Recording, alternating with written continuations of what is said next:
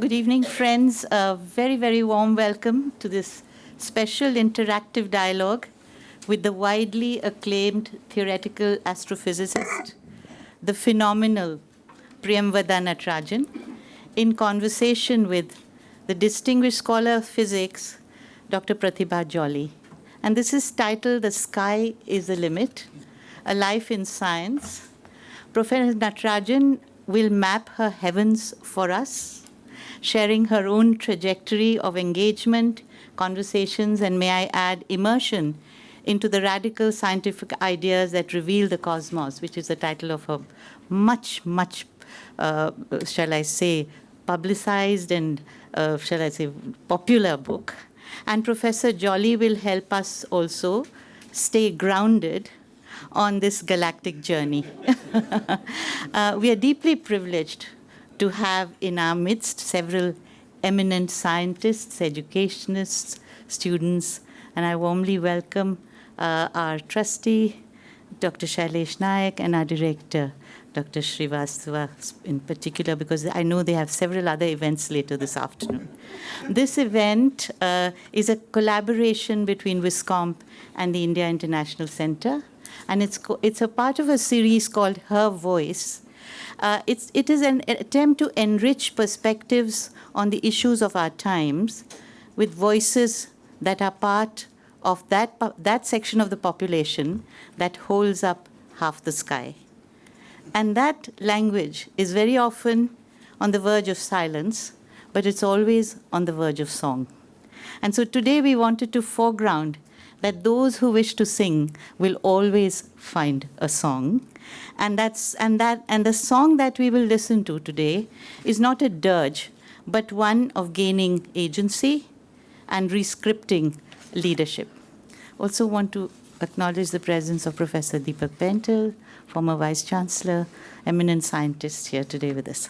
So WISCOMP is Women in Security, Conflict Management and Peace, and it's an initiative of the Foundation for Universal Responsibility, which has been over the years deeply invested in dialogue between scientists and philosophers.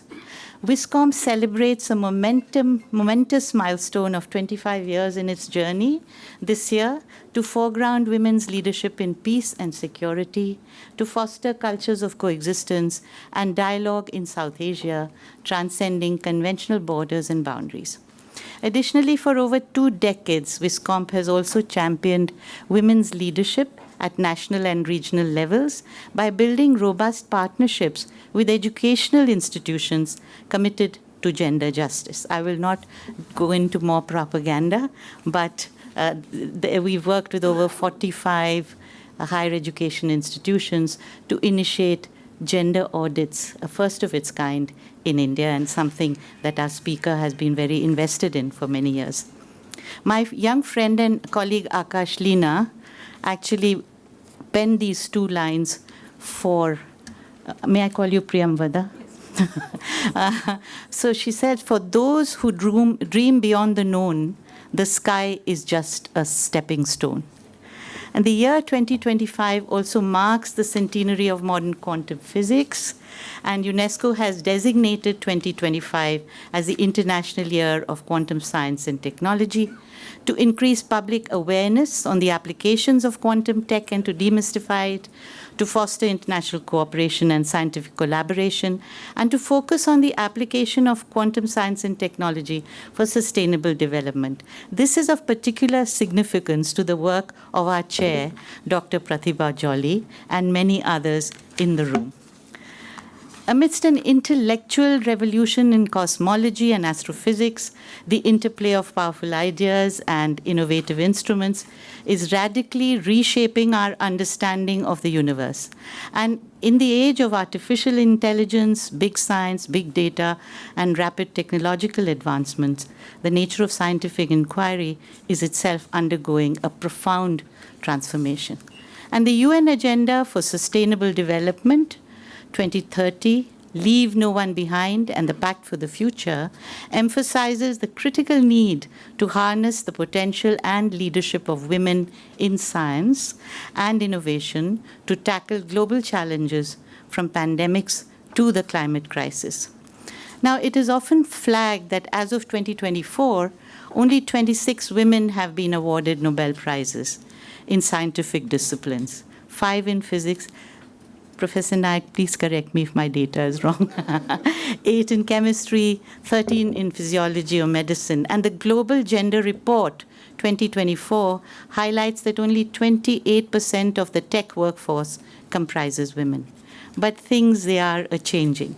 The picture that emerges today is that cognizant of the lost opportunities of the past, women are consciously, voraciously prizing open spaces in science hitherto untenanted by them.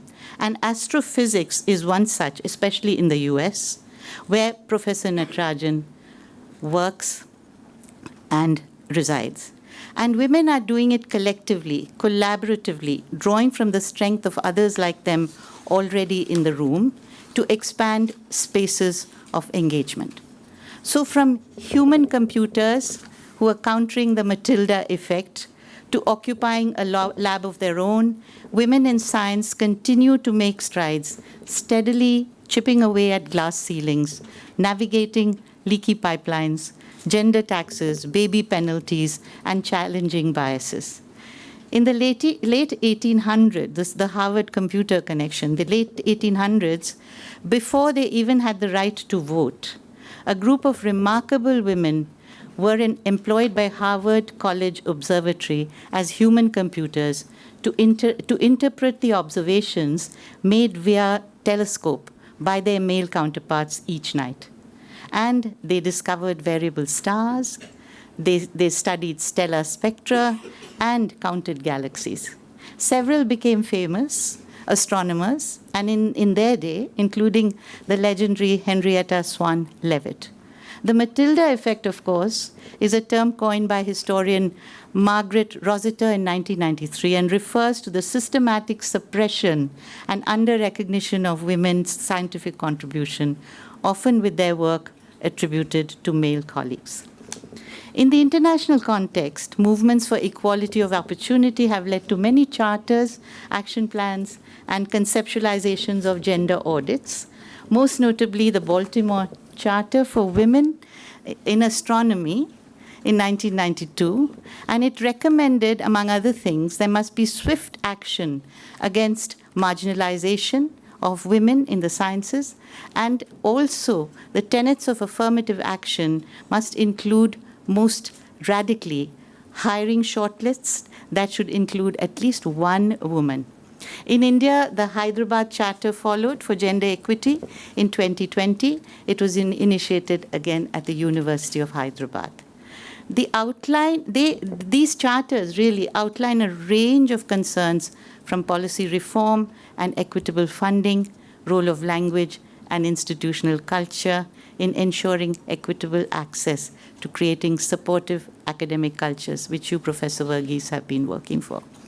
So as Priyamvada often says, especially in her amazing book, Mapping the Heavens, this transformation in scale and culture means that the trope of a lone male scientist with unkempt hair, very Einstein-looking, soldiering away on a solitary quest is less salient today than ever before, end quote.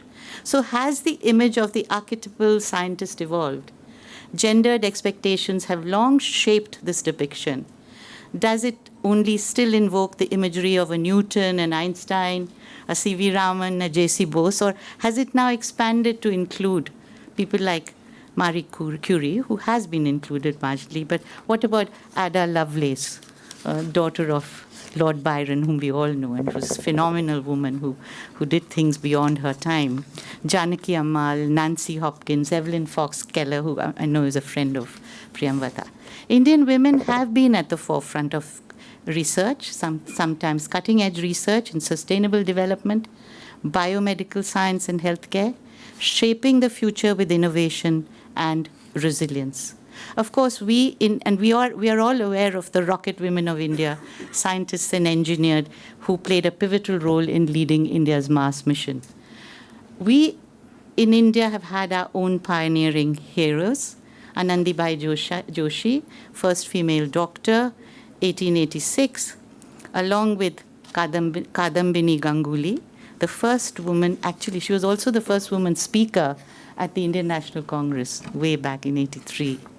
We have, of course, Janaki Ammal, the botany queen, doctorate in the US, first woman Director General of Botanical Survey of India, Biba Chowdhury, Kamla Sohoni, whom Professor Nayak will remember, at the Indian Institute of Science, she led a satyagraha against C.V. Raman because he refused to admit her into the graduate program. And then the rest is history, as you know.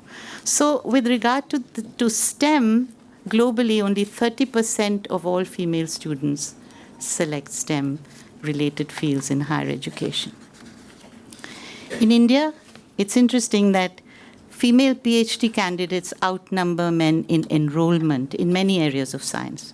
Yet, STEM fields have huge gender gaps at the top levels of academic position, funding, citations, publications, and so on. And there does exist in the lab several aspects of quid pro quo harassment, and that has been called out by many women's groups in India. But this invisibilization is not unique to India. Many in this room are aware of Rosalind Franklin, who died in '58 at the age of 37, discovered the double helix, and she was pipped for the Nobel in 1963, because by then she'd already passed on. She was the wronged heroine of the DNA and molecular biology story. And we all know, of course, the strange Quixotic story of Margaret Ann Buckley, who masqueraded as a male surgeon in the 1800s and called herself James Miranda Barry, and became a military surgeon and served her entire career as a man. Hedy Lamarr, of course, the very glamorous actor of Hollywood, whom my father really sort of loved, and she actually was involved in an invention of frequency hopping, which was an ingenious way of switching between radio frequencies to avoid a signal being jammed. Some of you who may even link it with Wi-Fi and Bluetooth and all that, but I can't go there because I'm ignorant about science.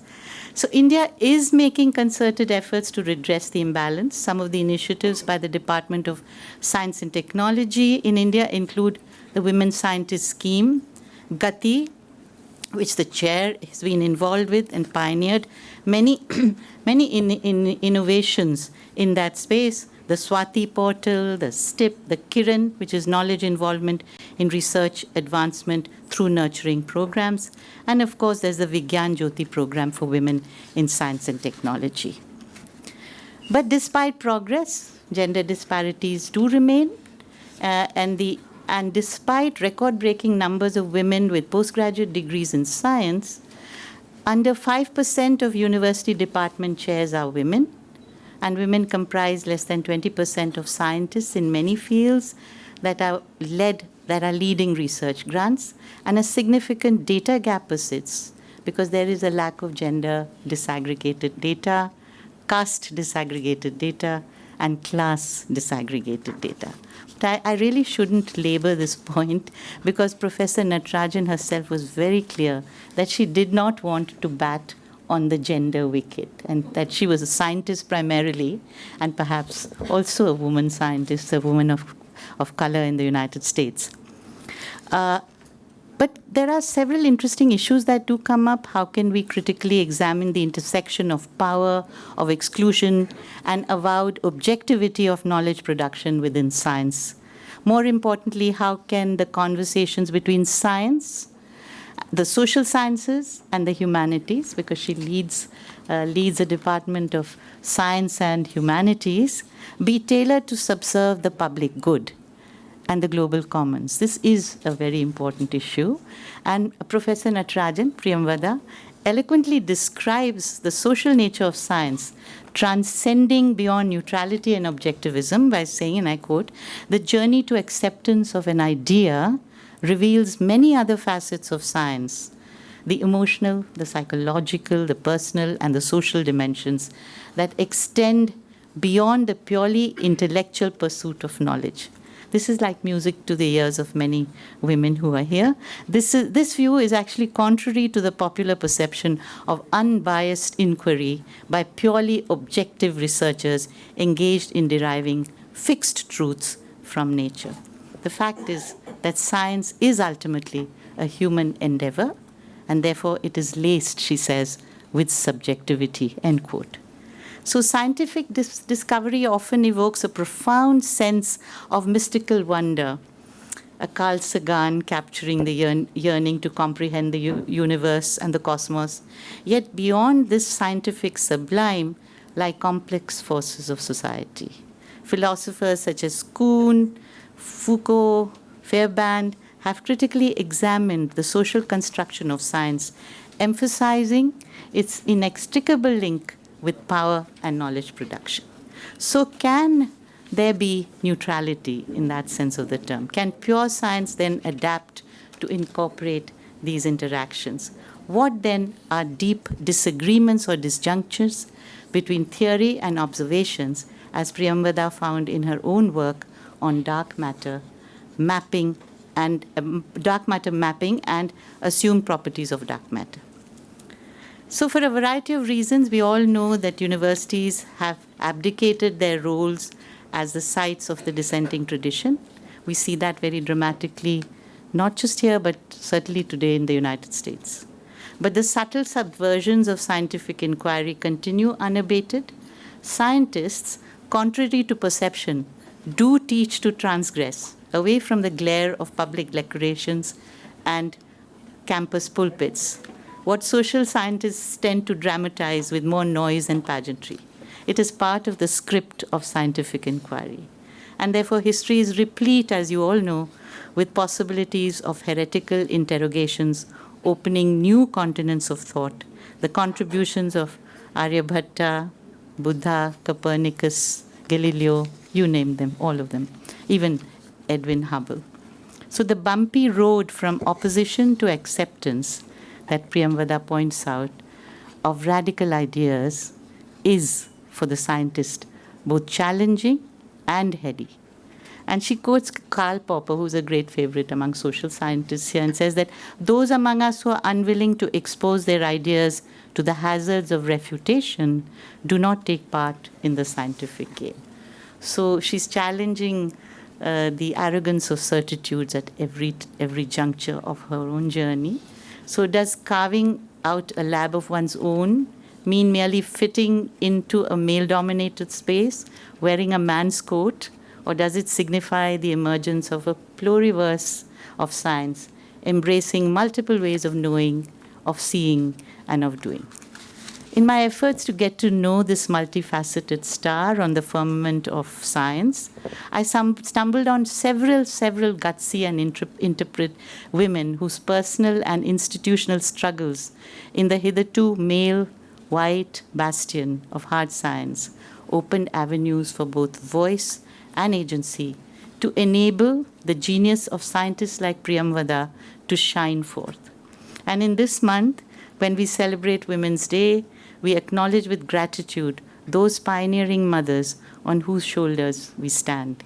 They bequeathed us a palimpsest on which we inscribe newer scripts every day. There are so many of them, but if I start sharing their names with you, I think I will spend the better part of Priyamvada's time, and I don't think that's a fair thing to do. However, what's interesting is that young women astrophysicists in the United States have come together to create collaboratives, and I think they're called the Sparkle team these days. And they're entering spaces with a sense of confidence that their foremothers did not assume. Their foremothers' struggles were lonely, they were isolated. But now there is that huge upsurge of collective action, and Priyamvada has been, in some senses, at the forefront of it all. And they talk about complex interactivity. They talk about the fact that even the the certitudes of DNA sequencing are assumed that were assumed as a secret of life need to be challenged. So there is a whole shift in the way in which, and particularly women astrophysicists, much owing to the efforts of people like Priyamvada. So I just to end then, We too have a very good compendium, and I'm sure many of you would have are familiar with it. It's called Leelavati's Daughters, and it really cites the experiences of 100 women, Indian women scientists, about 100 ways of why it is important to do science. But yet their struggles have been fairly lonely endeavors, unlike the gutsy women of astrophysics in the Sparkle team in the United States. So this special conversation between Priyamvada and Pratibha will present their stories of extraordinary leaps of imagination, the highs and the disappointments, the opportunities and the challenges for women, navigating the discursive terrain in the evolving landscape of science. Because every voice matters, every experience is significant, and the future beckons with hope and infinite possibilities, waiting to be mined, waiting to be explored. And I can't but not quote my colleague Akashlina again, because she's been writing poetry ever since she encountered Priyamvada's work. And I quote her, "A language stitched in stars and light, unfolding truths in endless night, with fearless minds and horizons to prize, and the adventure of a quest that never dies, they paint their future across the skies." Before I introduce our chair, who will then formally introduce Priyamvada, I did want to say that through her journeys, through Yale, through Cambridge, through Harvard, through the best institutions in Europe. Incidentally, she's also a visiting professor at Delhi University. Did you know that, Professor Penton? and through all of that, through those journeys, what comes through is one of a person, a woman, who changes with the times, but the times also change with her. And it's so, she talks about her birth lottery. She's deeply conscious about the fact that she was born into privilege, and that opens several avenues, horizons of thought, because her parents were deeply immersed in the world of ideas. And she's constantly looking to mentor people who need that door opened for others. The interesting thing is that her life, in some senses, is marked by what I would call serendipity, synergy, and synchronicity. And she talks about how when she had this fateful meeting with the eminent astrophysicist Martin Schwarzschild, who put her on a new path. And she says that this pattern of unexpected turns has been the hallmark of my life and my scientific career thus far. So she's just quite a phenomenal woman, as I said earlier. She mentors young people. She's shaping a community of practice, and it is infused with passion. And she says that I'm yet to resolve the tug of war between the feeling of being an insider and an outsider simultaneously. But I realize that this tension has actually been productive and enriching as well as empowering. I remain as excited and open as I was as a child to new cosmic adventures of discovery. Very much like that famous Newtonian quote about him being like a little boy on a seashore picking up little pebbles while the great ocean of knowledge lies undiscovered before him. But it's now my privilege to introduce the chair, Pratibha Jolly, who's currently the Principal Investigator of GATI, the Gender Advancement for Transforming Institutions, a self-assessment framework launched by the DST. She was a legendary principal at Miranda House, and many of her students have come here to reconnect again with her. And she played a pivotal role in advancing science education and institutional development. And I think Priyamvada has visited the college and spoken there to a full packed auditorium. In recognition of her contribution to STEM education, she was awarded the UPAP ICPE Medal and has featured in Women in STEM Vanguard of India at 75.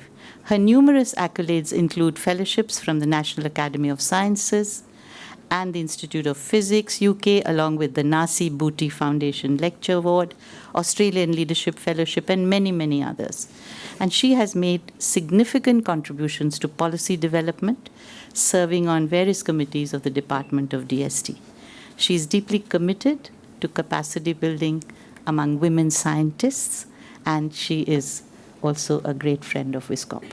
Over to you, Pratibha, and to Priyamvada. We wait with bated breath. Thank you.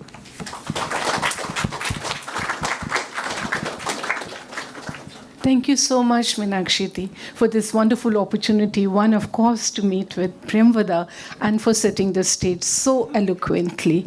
And, there's hardly anything left to add as far as women in science goes, and Priyamvada's own fantastic journey, right from the time, a little Coimbatore girl who has today made it here. Although you do have her bio profile in the folder, but allow me to, introduce her formally. And, well, everyone does know. And, of course, I must go back more informally to 2010, when you stepped into the Miranda House auditorium, filled like this, and maybe 500 students, both girls and boys, and many followed you trail. And I think that really mattered. What was to be an hour-long lecture turned out to be a 3-hour interaction where we just had to say maybe no more, but you could have gone on the whole day. And that speaks for your enthusiasm and your connect with the young students. And what can be a better trailblazer? You're really motivated. And today, some of our students are here. And to make it more informal, I have been flooded with phone calls on something that's not in your bio. There are people calling in from Ireland, a dear friend of mine saying, she's there and I'm not able to attend this lecture.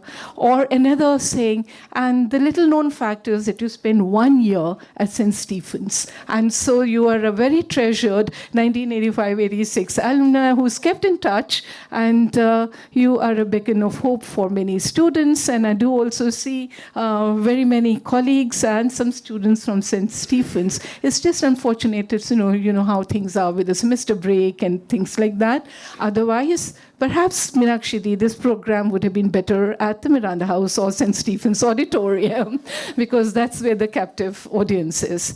And what can one say about a very famous theoretical astrophysicist at Yale University, that you are currently the Joseph S. and Sophia S. Fruton Professor of Astronomy and Physics, and also the chair at the Astronomy Department, and an external principal investigator at the Black Hole Initiative at Harvard University. I think we'll be seeing some of the work, and so I should really cut down on that. And your footprints are all over the world, and that is fantastic. Laureate of several prestigious fellowships and awards. I'm not going to list them out in interest of time, but let us say that, you've been at not just working at various institutions, but you have been much awarded. And today, you have the very best representation, as it would be being fellow of all the societies.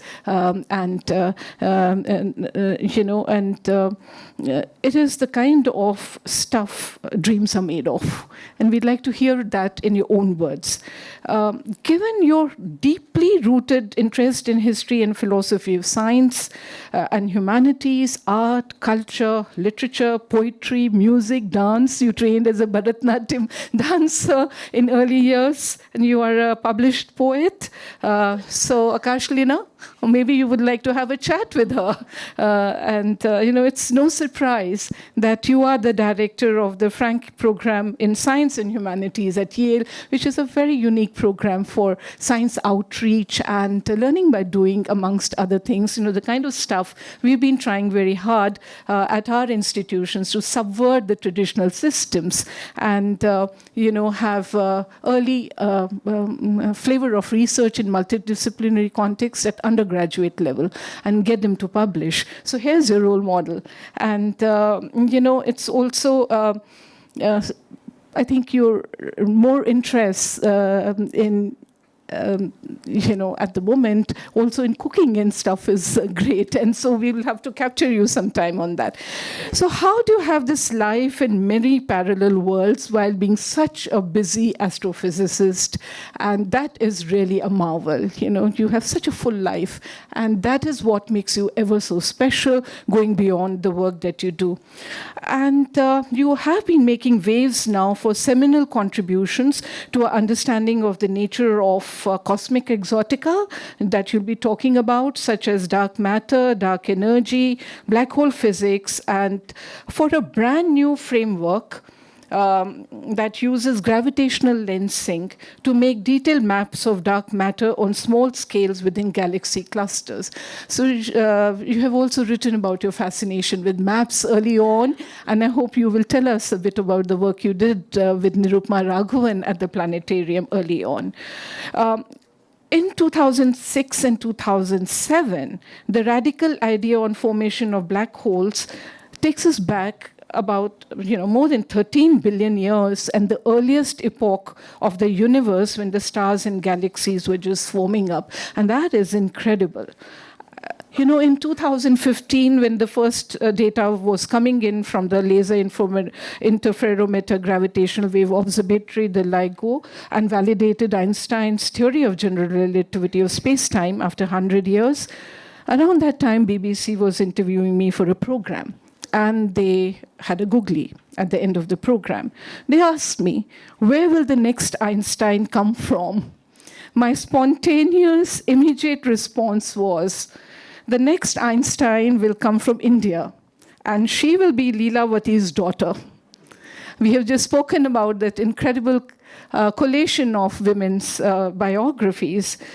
And today, friends, I feel my premonition has a face. And we do hope in your lifetime, how does it feel when the Chandra X-ray Observatory and the James Webb Space Telescope validates your very radical, brand new model, as it were, of the universe, taking us back to just the beginnings of what was? And, so you have really disrupted our understanding of science. And who would have thought that little girl from Coimbatore would one day map the universe from its beginnings? That you would be featured on the Time magazine's 100 most influential list in 2024, making it from the silos of academia and observatories to be a public icon. Because, to make it into that is actually walking out of many of our ivory towers to be the person you are and to be recognized and celebrated for your entire life and the work being one part of it. So let us hear your story that took you from your schooling to MIT, then Cambridge, and becoming the first woman in astrophysics to be elected a fellow of Trinity in 1999, and then, of course, to go on to be a fellow of the Royal Astronomical Society. And, your supervisor, Martin Rees, getting the Wolf Prize just in 2024. What an incredible journey it has been. So let's take it from there, Priyamvada, all yours. But I was going to, unravel some of my wish list later, but in interest of time, let me simply say right away that yes, Meenakshi, there were just 5 women who got the Nobel in physics, and after Marie Curie, talent was knocking on the doors. It was snubbed. And it took us 60 years almost before 2 women got the Nobel again in physics, and one amongst them also for astronomy. So, if it was from Marie Curie and then walking ahead to get for Donna Strickland in 2018, for Paz Sladers and Andrea Ghez in 2020 for existence of black holes, and again in 2023 another. The journey has been very, very long. The wait has been very long. But Priyamvada, with your predictions being validated, perhaps we are bridging that gap. And it's not going to go like Jocelyn Bell, who had to wait for a breakthrough award and $3 million award for not just a science, but leadership in science that many years. So I just hope that here is the face that I had premonition of. All yours. Gosh, thank you so much for that incredibly generous and kind introduction, both of you, Meenakshi ji and Pratibha ji. First of all, I just want to say what a privilege is it right now to be here and to be able to talk to you all and share a little bit about my journey and as well as what about science itself and what about astrophysics has me seduced in this way, right? And I think that it's been absolutely wonderful. The last 2-3 years have been completely unanticipated. So, but you know, it's a reflection of our times in terms of science. We are living at a time when it's absolutely possible as a young scientist to make a prediction, to propose a really radical idea, step out, be bold, and then have that prediction actually be tested. And of course, you know, it's great if it's validated, or invalidated in your own lifetime, like within a period of about 20 years. So this period has really shrunk at the current time. So even when we think about someone as remarkable as Subramaniam Chandrasekhar, who came up with the idea of how black holes actually form and how they are the endpoints of the life cycles of stars, it actually took 50 years before the entire community kind of lined up and agreed. And of course, it took observational evidence. So there was overwhelming evidence for the existence of black holes. And that's when eventually the entire community agreed, right? So he had a lot of fighting to do for his idea. And of course, there were many other things that mattered. You know, it depended on who he was, what he looked like, and where he was not incidental to the fact that there was such a delay. So it's a real thrill to be alive now when this period has really shrunk. And I think it's in most part due to the development of these remarkable instruments, technologies that are allowing us to actually test ideas. And also good fortune, and I think as Meenakshi ji mentioned, I really feel that I won the birth lottery, so I've had a lot of privileges and many lucky breaks. And of course, before any of the young people here think that you've got to sit and wait for your lucky window, you know, you have to work really hard throughout, and that's when lucky windows open. And you don't work to open lucky windows actually show up when you're busy, persevering, persisting against the odds, and are continuing to learn. I think it's really about learning, and for me, the learning has always been about mastery. Like anything I want to do in science, any calculation I wanted to do, anything I wanted to learn, be it in music, wanted to learn some language, it's always about mastery. And I'm not happy unless I can master. And I think this is something that I would like all the young people to really take on board, because it's very easy in today's very distracted age and, you know, age of small sound bites to think you know and understand something just because you can name it. That's not enough. You really have to learn, be curious, push yourself, push your mind, and go much, much deeper. And I think for me, it has stood me in great stead. Wanting to do that, pushing myself in that way has really been, I think, what has led to the place that I find myself in the world of ideas, right? So it's really about building the capacity, the internal capacity to be bold, but also be able to come up with something that is super creative and innovative. It kind of emerges, and it emerges when you have a combination of factors. So I want to share a little bit about about my work and the kinds of things that have captivated me about the cosmos, I'll be giving a longer talk today about sort of the recent set of discoveries from James Webb that have validated one of the early ideas that I proposed with a postdoc of mine in 2005, 2006, which is actually a radically different way to make black holes. So I found myself very inadvertently following Chandrasekhar's footsteps. I did not intend to go to Cambridge to do my PhD, but I sort of ended up there. I ended up in the same college where he ended up, and I ended up being a fellow as well in the same college. And now my work has ended up not quite subverting his work, but saying that there's more than one way to make a black hole, and that's really and that there are actually observational signatures to test that hypothesis, and that's what James Webb brought. And I often refer to it as a gift from the universe in 2023. I want to share a little bit more about, as Pratibha ji mentioned, right? I've always been obsessed with maps. And so I could not help share some of my favorite maps with you. And I think what's really remarkable about mapping, and you might say, okay, what is this obsession with mapping? So mapping is fundamentally a very profound way of knowing, of really trying to understand and look for explanations. And it's also a way in which you can declare victory or admit defeat. So for example, if you see a lot of old maps from the 13th, 14th, 15th centuries, you'll find that there are places that are marked as terra incognita. So you don't understand them. So it's an admission of lack of understanding, lack of knowledge. And that is the thing that actually appealed to me a lot, even when I was a young child and I was obsessed with atlases.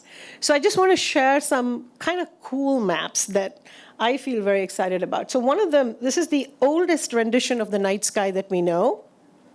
This is a Nebra sky disk. It was found in the Saxony-Anhalt region in Germany, and it dates back to about between 2000 to 1600 BC. We have no idea what they were doing with it. Why did they map the sky? We don't know. It's kind of a copper plate.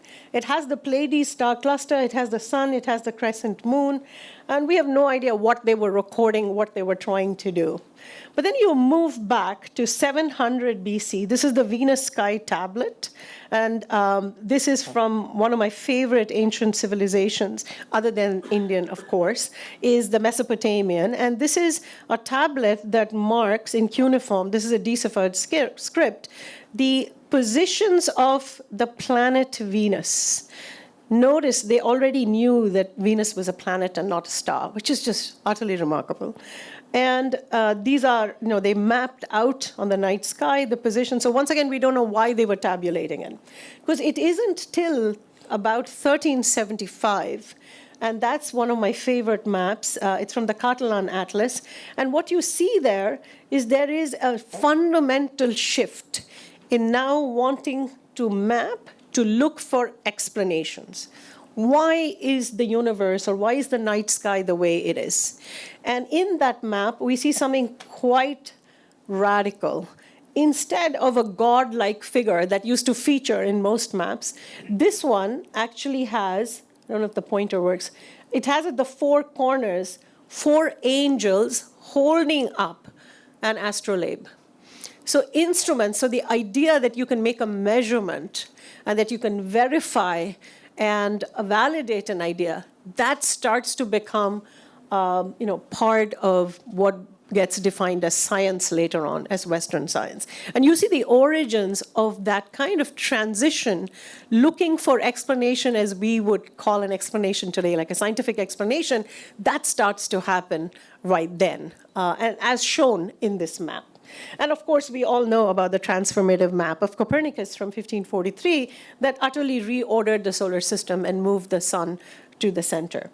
So I'll just skip these. These are just kind of other kind of maps that I like. And I think I just want to mention here the reason, sort of the preoccupation with mapping, which for me, by the way, started when I was still in high school.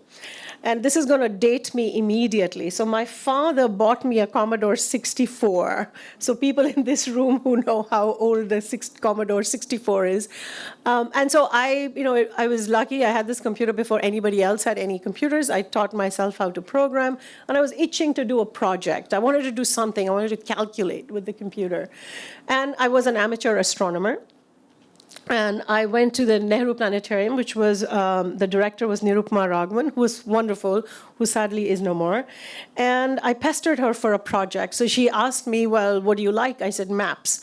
And so she said, okay, why don't you write a program to map the night sky around above Delhi? So there's a newspaper column. Once a month, there is a sky map that is published in the newspaper. So I said, okay, I'll do it. She never imagined, she told me later, to see me again, because it's a very hard problem. You have to enter a lot of data, positions and locations of many stars and planets before you can actually calculate the motions.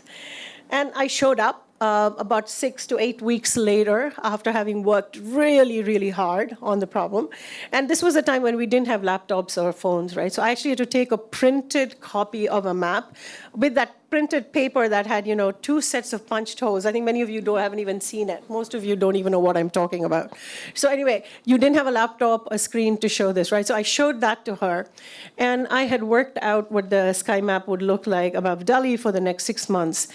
And then it's really weird, talking of serendipities. She said, well, this is great, but Priya, what if for some reason you find yourself, I don't know how she knew this, in Boston? How would you know what? And I said, I have written this program in such a way that you can put the latitude and longitude of any place on the planet, and it will bring out the map. And so she told me that for her, that was the moment when I went from being a pesky child, pestering child, who wanted to do something and who was too energetic for her own good, to someone she really started treating me like a scientist after that, because she could see that I was able to not do just the problem that she had posed for me, but to go beyond that. And this, I want to come back to this idea of mastery. And I did this because I had asked myself that same question. What if I wasn't in Delhi? Will I know where I am? Will I know what's there in the night sky? Right? So I think then she took me under her wing, and I actually started doing computations and research for her. And I think that's when I realized, this was, in the late 80s. And in India, there was not an option at the time, first of all, to do any kind of undergraduate research when you were studying. And second, as Pratibha Ji mentioned, I have an excess of energy, lots of interests, and I love literature, I loved history, and I wanted an education in which I could take courses in many different subjects, and that was not on offer either.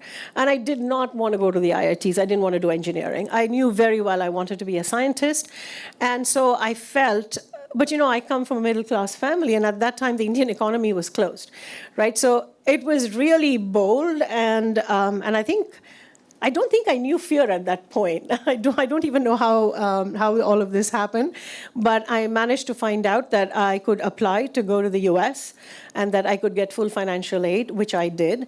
And I ended up choosing MIT because they had an undergraduate research opportunities program already in place. And so that's sort of how I kind of got a real taste for research quite young. And then, I got this, as I say, first gift from the universe. So, I've had in my life various opportunities that really put me on a different orbit. So it just sort of put me in a very different orbit. I had the kind of peers that were absolutely fantastic that I was able to engage with and learn from. And it was an environment that I felt really thrilled and grateful to be there. I took lots of classes, and I had enormous difficulty adjusting to the cold.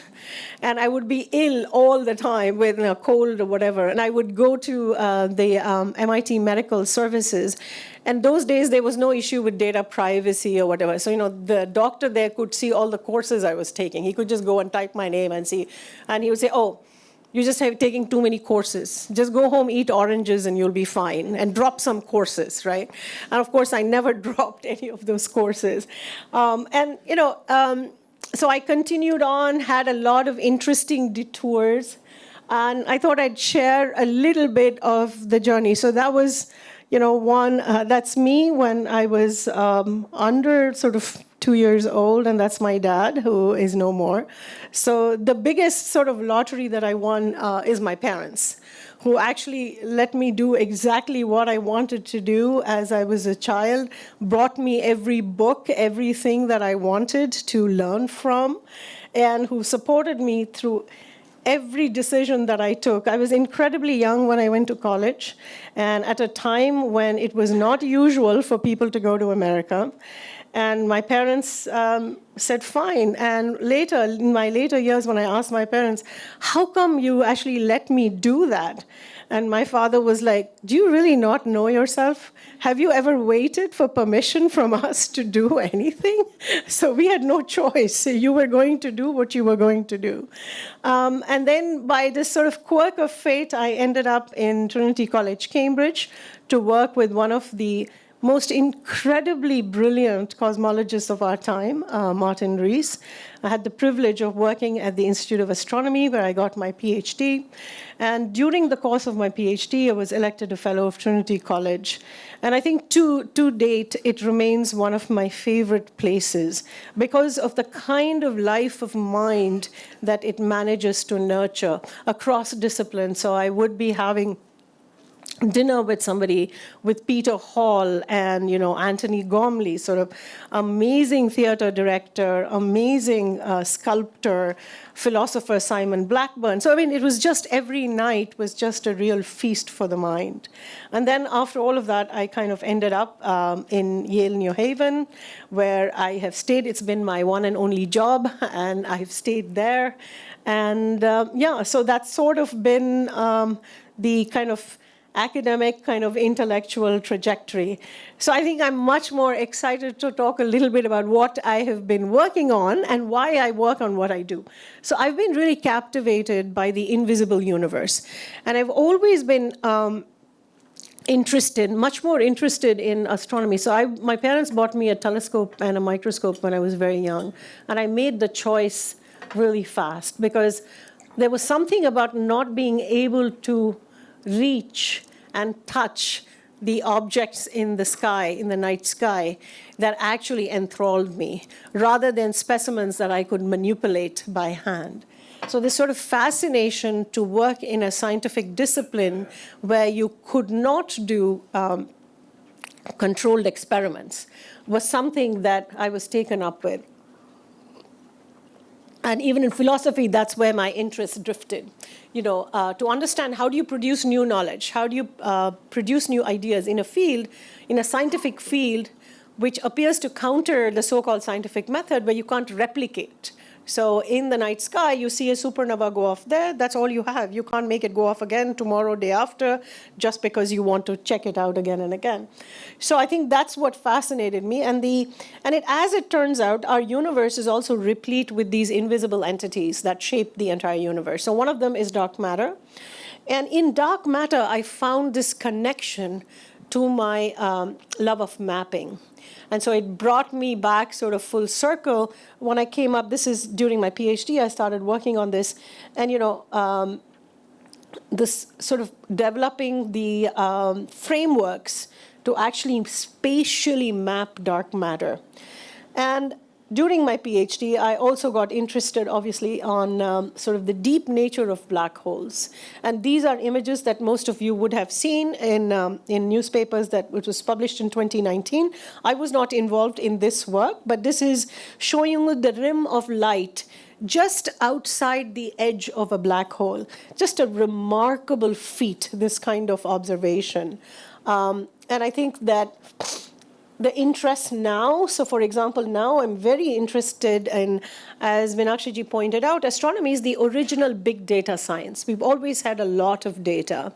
And now with the deluge in data, with all these instruments that are planned, space missions, as well as ground-based telescopes, there's a new kind of discovery space that has opened up, and one that leverages machine learning and AI. So I'm very, very interested in exploring and sort of involved in trying to see how to leverage these new developments in AI for opening up new kinds of discoveries. So one of the things in science that we are often trying to do is we are trying to find correlations deep correlations, but then we want to actually convert it into causation. We want to understand the causal link of cause and effect when we see these correlations, right?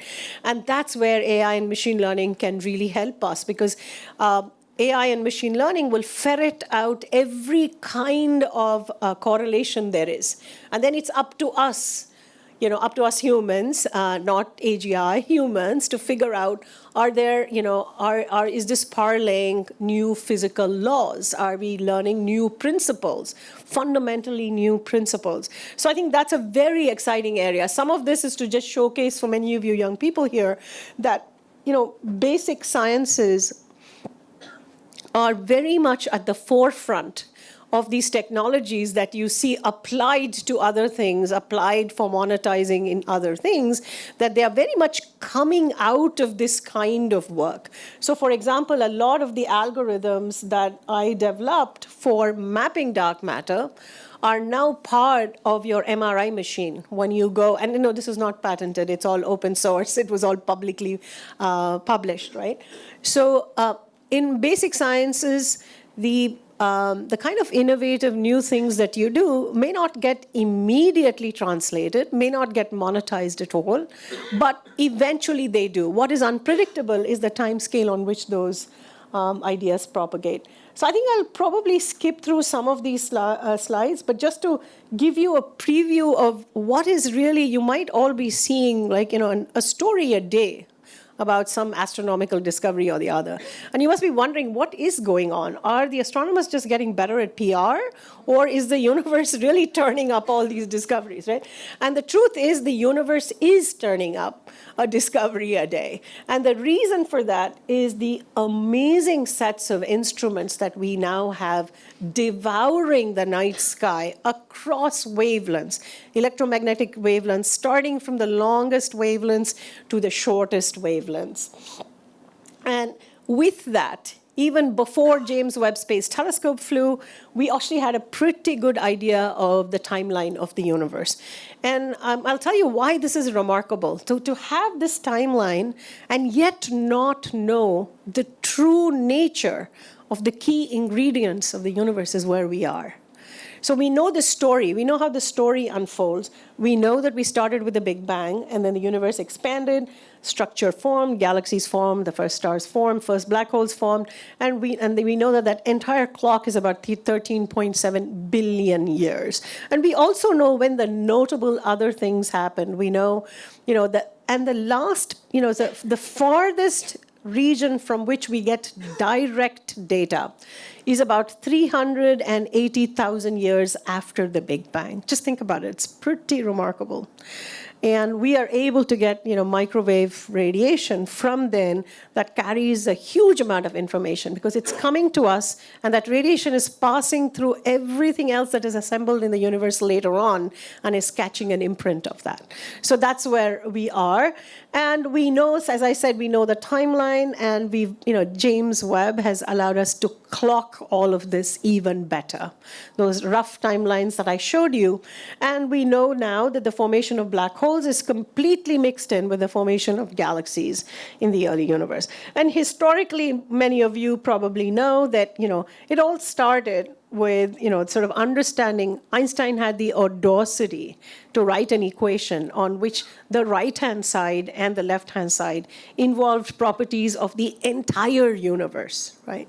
And so this started with Hubble, and this is what we know in terms of the inventory of matter. We believe most of the matter in the universe is dark matter. That's not ordinary atoms. The ordinary atoms that we are made of are just about 5%. And this is another unknown entity, dark energy, that appears to power the accelerating expansion of our universe, which was also discovered. That's called dark. This is the sort of what dark energy does. It stretches out space. It countervails gravity. So I think this is sort of the picture that we have. And then we can talk a little bit about, what has James Webb done to alter. So this, I just want to show you, this is what one of my dark matter maps looks like.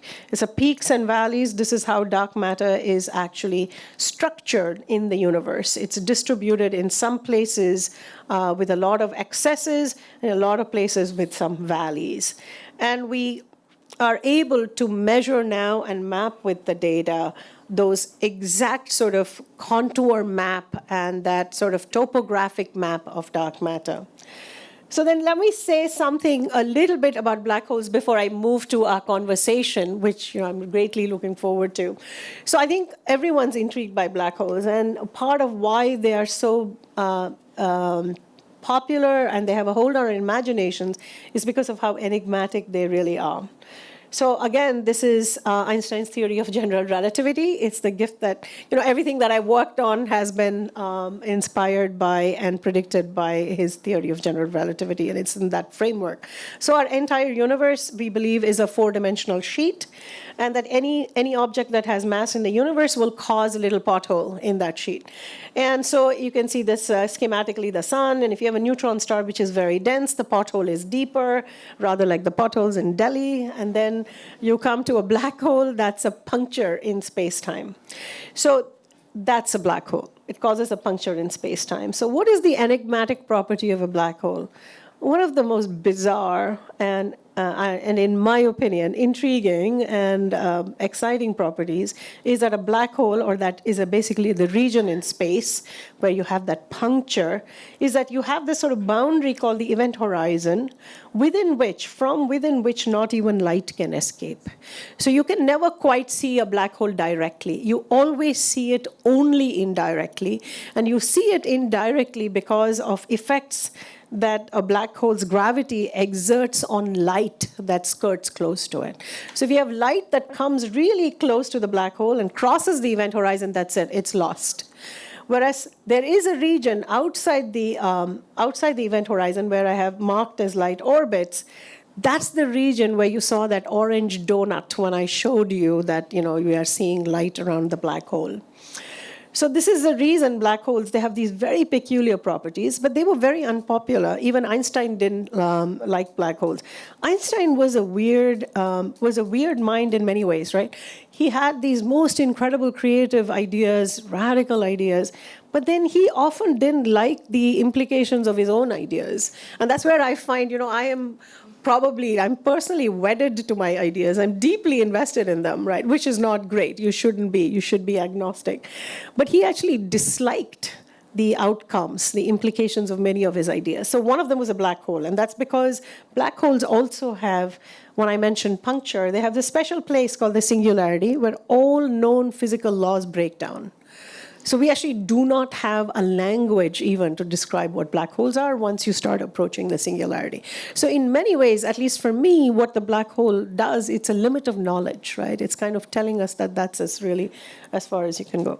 So an easy way to think about a black hole, to really wrap your head around this not even light escaping, is that, when we are launching from Sriharikota, for example, we are launching rockets, they have to have an escape speed. The reason we have rocket fuel is we need an escape speed from Earth that's about 11.2 kilometers per second. And just imagine that if the escape velocity from a surface has actually the speed of light. That's what a black hole is. And that's an enormous speed, by the way, so as you all know. So that's, again, another way to think about a black hole. And of course, Chandrasekhar told us that, a black hole is really the end state of the life cycle of a very massive star, which is born with a mass about 8 or 10 times. So this is the work, I think Meenakshi was referring to, Andrea Ghez, who is a professor at UCLA, whose remarkable work, mapping out the motions of stars around the center of our own galaxy, garnered her the Nobel Prize in 2020. So this is real data. The motions of stars is a function of time. That's the date that you see there. And you can see an orbit that actually closes. It's a nice ellipse. And with that ellipse, which looks rather like the motion of planets in the solar system, you can actually figure out where the black hole is.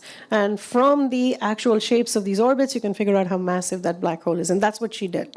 And that's what she got the Nobel Prize for 5 years ago.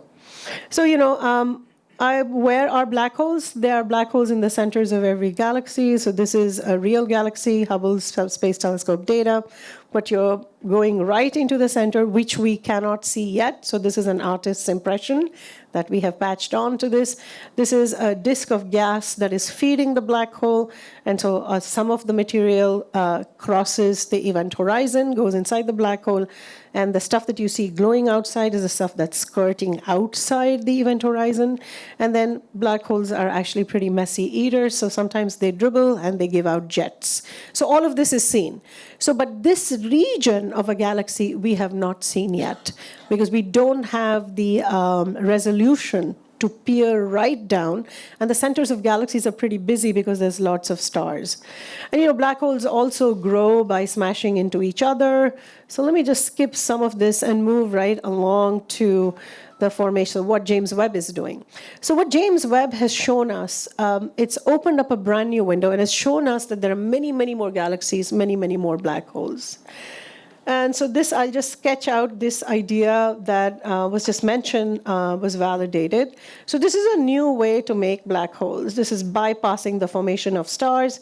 You make a disk of gas in the very early universe, and that gas disk just collapses without fragmenting and forming stars right into a black hole. So this has very specific signatures.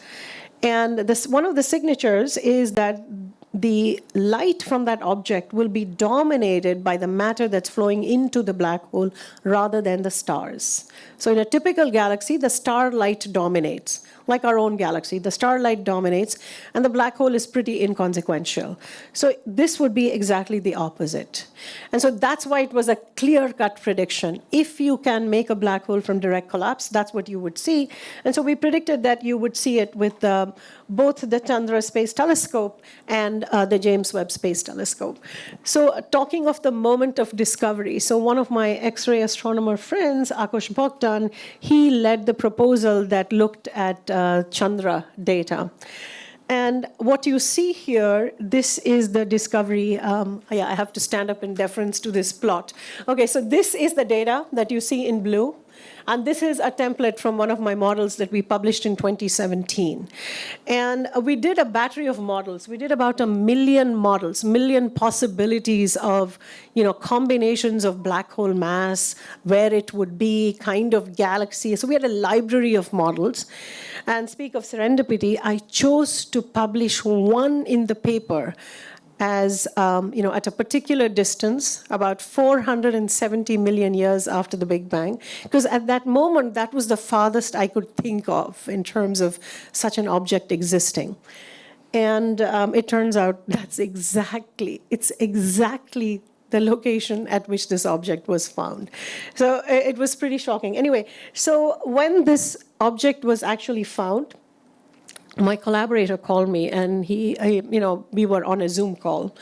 And he said, well, I looked at your 2017 paper, and I'm trying to read those red lines. He said, I'm trying to read it off, there's a program called Web Plot Digitizer. When you don't have the data, it can go and look and scan out the data. And so I'm scanning that curve. And so I said, oh, why? I can give you the model. I have the library. I'll give you the model. And that's when he said, well, are you sitting down firmly in your chair? I said, yes. And he said, that's the data. The data is the blue dots. That's not the scanned points from your plot. And the plot is underneath. And he said, it's unbelievable, the match. And my first reaction is I fell off the chair. And I said, no, this can't be. Are you sure? Are you sure? He said, absolutely. He said, I've been sitting on it for 3 days, and I thought maybe this cannot be right. And I've had 5 other people look at it and reduce the data again. And he said, I'm darn sure that this is right. And he said, I cannot believe how you came up with this, right? And I said, well, I can't believe that this has actually worked and that it matched what was actually published. And I think we got very lucky by this choice of having published this very specific redshift, the location, the position, years prior. Right, that there was nothing, we didn't do anything, we didn't touch the data is just overplotted, and it fitted like a T. So I think there is a thrill in that moment of figuring things out, right? I think part of the motivation for me sort of in science has been just the thrill of figuring stuff out. And it doesn't have to be a monumental sort of, it doesn't have to be a radical, transformative discovery like this, right? Even doing a calculation that somebody else has done before already, but doing it your own way and figuring it out and understanding, right, is a very special kind of joy. And I think that it's sort of this childlike joy. It's like, oh, I sort of know how to do this. I'm learning how to do this. And so this feeling I've sort of never had, I never anticipated. I have to say, I mean, I'm throwing out a lot of predictions that what theorists do, but I never anticipated that something like this, because there were so many sort of conditionals that needed to line up. So anyway, I think I should open it up to the conversation, and looking forward to your questions. This is. I don't have the heart to stop you. No. I think I'm giving another talk, right, in a little while, so they'll get all the details. This is so fascinating. And, I think that we need a replacement for the word eureka moment. It just doesn't describe it. It doesn't describe the joy of a life in science. Yeah. And, by the way, I also screamed. Yes. I screamed in joy, which I won't replicate here, but yeah. And it's just a prepared mind that can go where no one has gone before. So we do have many words for it, serendipity and so on and so forth, and you call it lottery. But by the way, you always do give the credit to the lottery moment, but your life has been one that has, negotiated many terrains, and I do many believe challenges. that, yes. Absolutely. There's no question about that. And you started so early. Yes. And that makes it very, very special. And I can see the passion you have for the discipline, and a passion that goes beyond just, looking for knowledge or, in our traditional systems, it's very difficult to, survive and have the childlike joy in everything you do. And it's just so happens that, I think it's very easy to lose that. And I think you have to be very self-aware and in many ways conscious of keeping hold of that, right? And I think that's a big key. Yeah, consistency. So you've been at it. And you said, mental discipline. There's no. So how many hours do you put in? It's such a silly question, really. I think you are living it all the time. Yeah, I don't actually stop. Yeah. So I don't actually know how to clock it. Yes. Really anymore. But I think that in my early years, I was one of those people who didn't really need too much sleep. So I think that helped. Yeah. But I've not really kept track. I mean, all I can say is that I have enormous mental discipline. It's cultivated. I wasn't born with it. I mean, you cultivate these things, right, over years. And of course, I wish I had the same kind of mental discipline for everything I do in my life. I don't. But I have a very special kind of mental discipline for work, for my research work. It's very interesting you spoke about the Commodore system that you got. I did a lot of programming, first on the BBC, 128 kilobytes, and then imagine, and then I moved on to 256 kilobytes. And because I programmed a lot, and it was frugal, because we had no equipment, so we were building the first ever sensor-based data acquisition system and working with undergraduates. And I realized that when you're a programmer, you develop some skills. You can sit for 3-4 days without blinking, and there is nothing written. It's, you're just creating it as you go along. And then, 90% of the work gets done. And exponentially, or maybe 99. But that last bit that leads you to success, or say commercial prototyping, is the most challenging. Yes. And you've built in a whole lot of if this, then what. And you have the metacognitive processes doing that. But that last touch that takes it to be a perfect product is very tough, and I'm sure you have managed to do that. Yeah. No, I think that you're absolutely right, that there is a way, and that last sort of period is very unpredictable. You may somehow have to sit it out for a long time before you get that little kind of, that wind that kind of finishes it all up. And then there's that moment of satisfaction, right?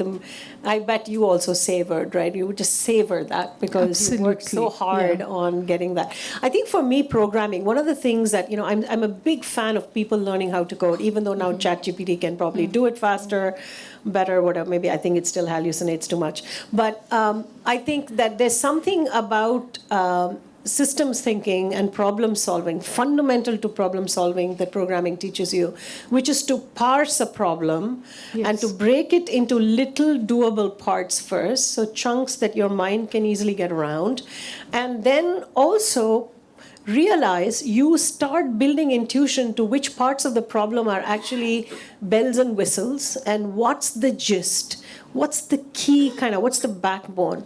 And I have found that has been, that's a life skill. It translates into everything in your life. I mean, if you're looking at something really complex, understanding what is the meat of the issue and what are the extras, parsing things, I think that's a skill you really do learn from. I resonate with you on that. You get past the bells and whistles and frills and fringes and just get down to, and then you can add them. You add the bells and whistles slowly to build a full kind of understanding. And keep refining iteratively. Absolutely. But it's fantastic. And I think we are talking of now introducing computational thinking very early on. Sort of systems thinking. I believe that, I'm not cynical about that, because I agree it's a life skill, and systems thinking allows you to solve problems. It just doesn't matter. I think it helped me also to move into administration.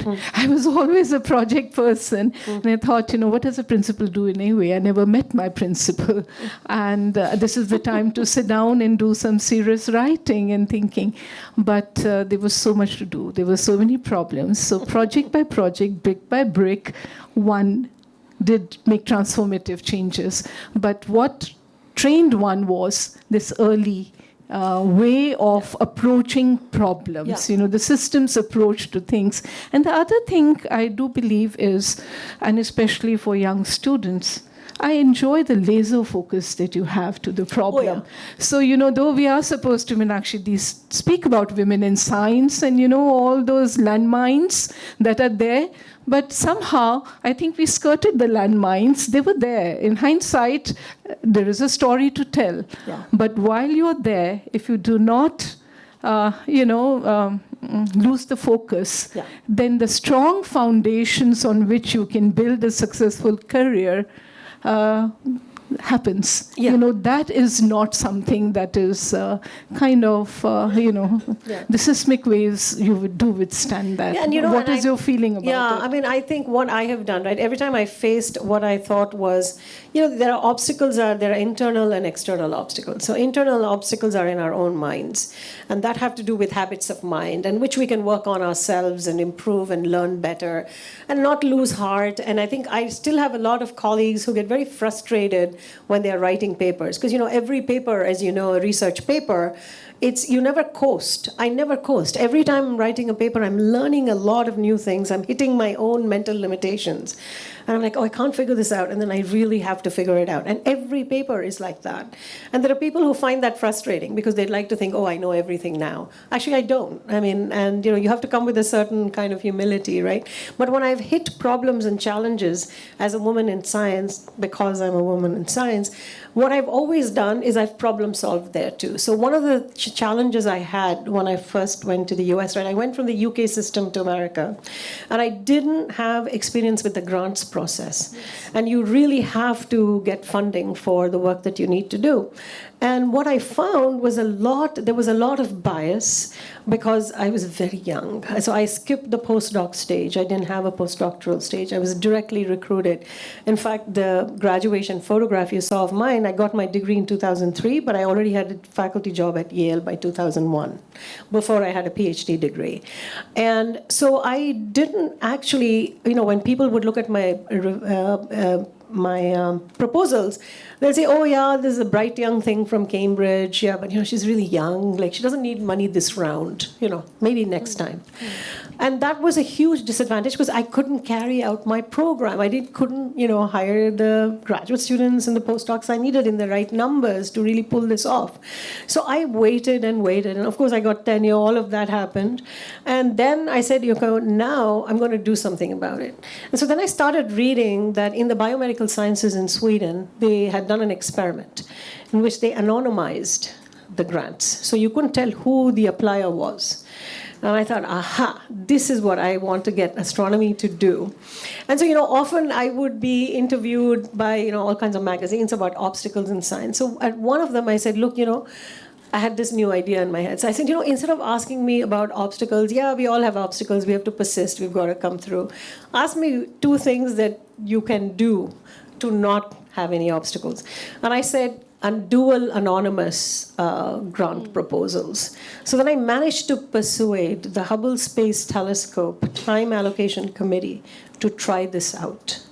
And I said, I will chair. It's a lot of work because there are thousands of proposals and to install this whole new system. And they had already been in talks with sociologists of science who were looking at inequities, right? And so we ran the first dual anonymous proposal where they didn't see the name of the proposer and we didn't, and the proposers didn't know who had evaluated them either. That was often, it was always single anonymous.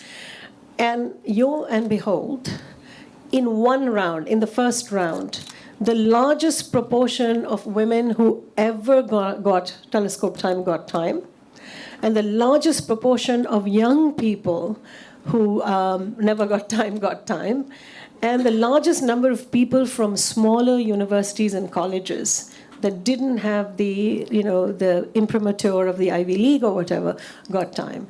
And then I had a lot of pushback for it. Because there are all these people who knew how to game the system, and their names mattered, and they were trading on their names, right, and their reputations.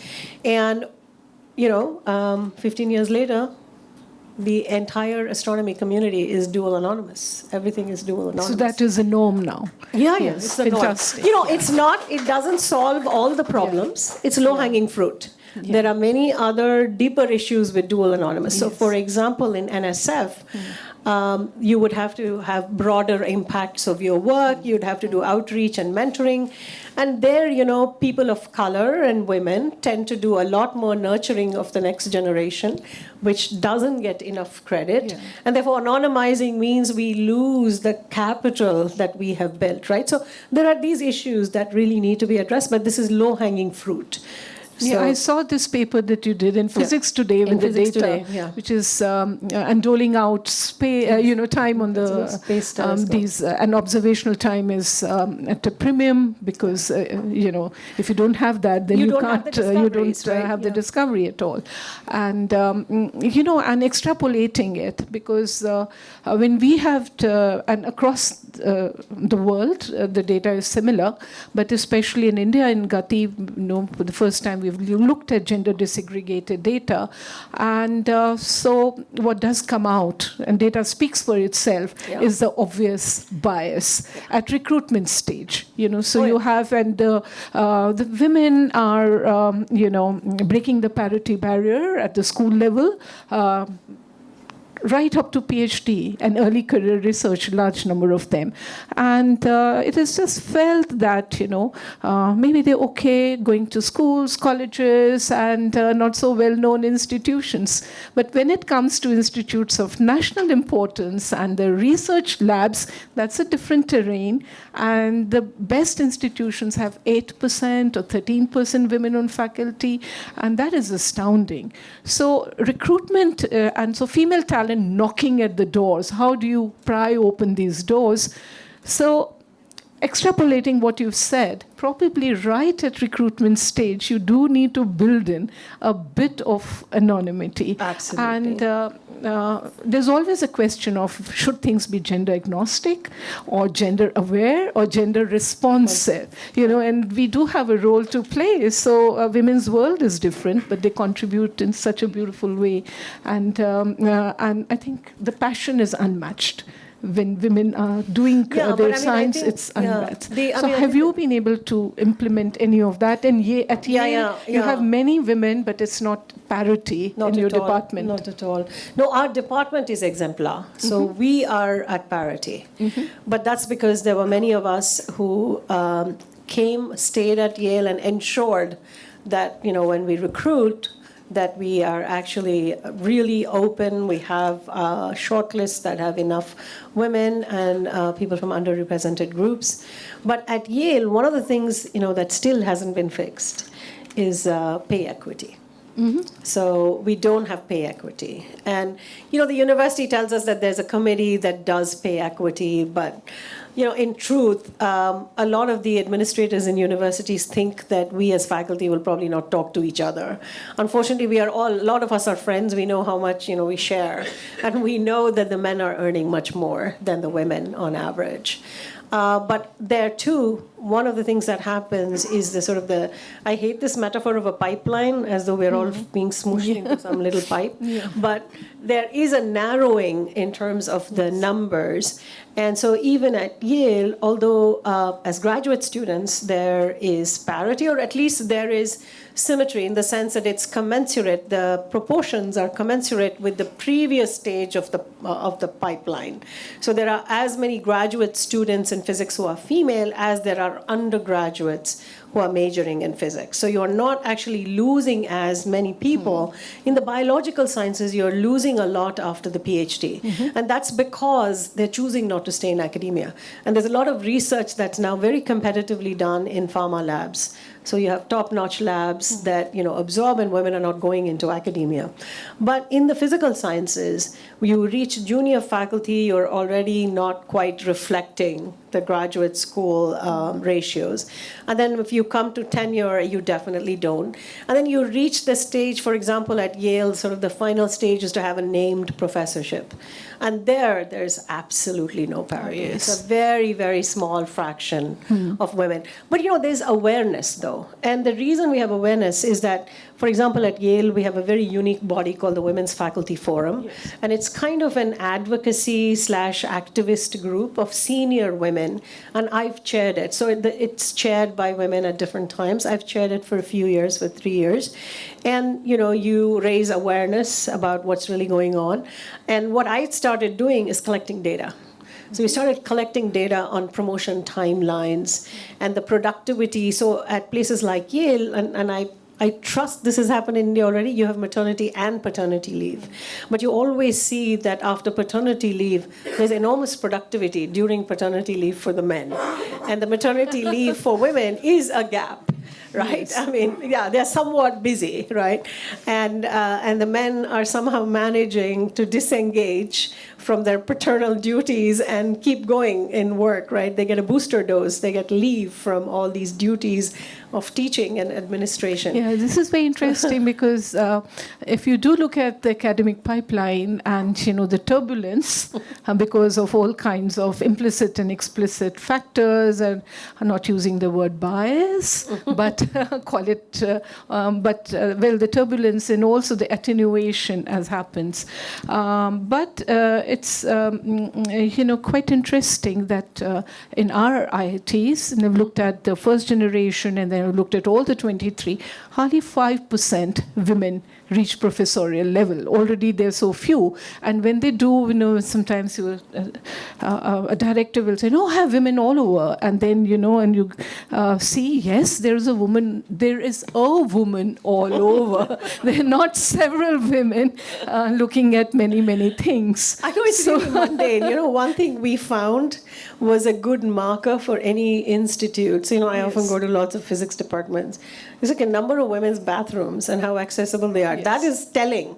That's data already. Yes. So in many physics departments, you have to go 3 floors before you can find a women's bathroom. Very interesting because now at least we're moving to evidence-based, self-reflective policy making, and I think the vocabulary is changing, but more on that later. But because you love maps, I just am very tempted to take you back historically and last century at MIT, closer to the Beijing Declaration. a group of women actually drew out the map of all the facilities they Office had, spaces, office yes. spaces and resources. And that one map changed because at least the leader did not say push it under the rug, but he said, oh my God, never looked at it like this, that women have not a fair share of space, resources, and they're still doing wonderful work. Yeah. Yeah, no, I think that was Nancy Hopkins Yes. led that, and she's a friend. And I think that was a remarkable coup, what they did. They just went and measured all the lab spaces, and they figured out that women had, I think, a third, roughly, of the spaces of men of the same rank and all of that. Of course, very carefully done analysis. And yeah, and I think it was,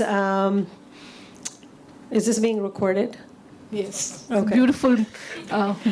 Okay, then I No, will. you mean this one. No.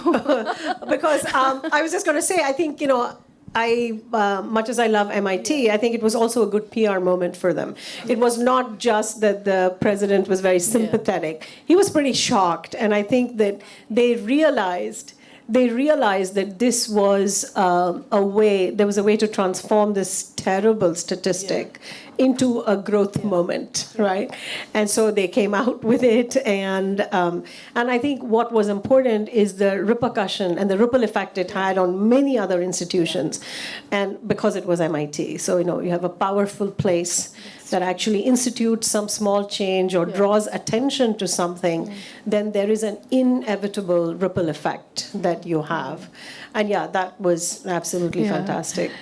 You have spoken about women in leadership and, the rarefied spaces. Maybe we'll come down to that later when we have more audience interaction.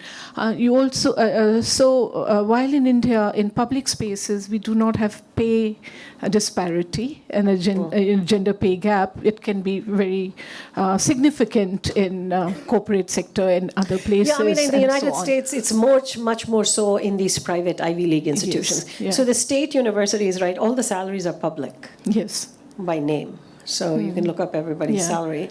And so I think there's a lot more equity. Yeah. In these institutions that have a lot of money, there's also a lot of bargaining power, and a lot of the salary, et cetera, is part of retention. So, I'm getting an offer from such and such place, and then there's a response. In response, people will increase yours. And I know that happens only in these wealthy institutions. So the disparities tend to live more there than they actually live in. And it's a complex world now, and so, rather than a leaky pipeline, we're also talking of the braided river. Right. And so women are moving and they are finding their way, and but there has to be a door that's kept open if after mentoring or taking a break and for personal reasons, you want to return back to do a PhD. And this should be gender a-specific, because there are not that many jobs and you can explore the world outside. But here we have a very linear way by which you can enter institutions. So what do you think about this? Because we're talking of the academic age and the journey rather than the biological age. And I think that's a real limitation in institutions abroad as well. In Europe, it's quite punitive, right? So they have like age limits in terms of actual age limits because they have a retirement age. So to be hired into a lecturer's position, you cannot be above a certain age.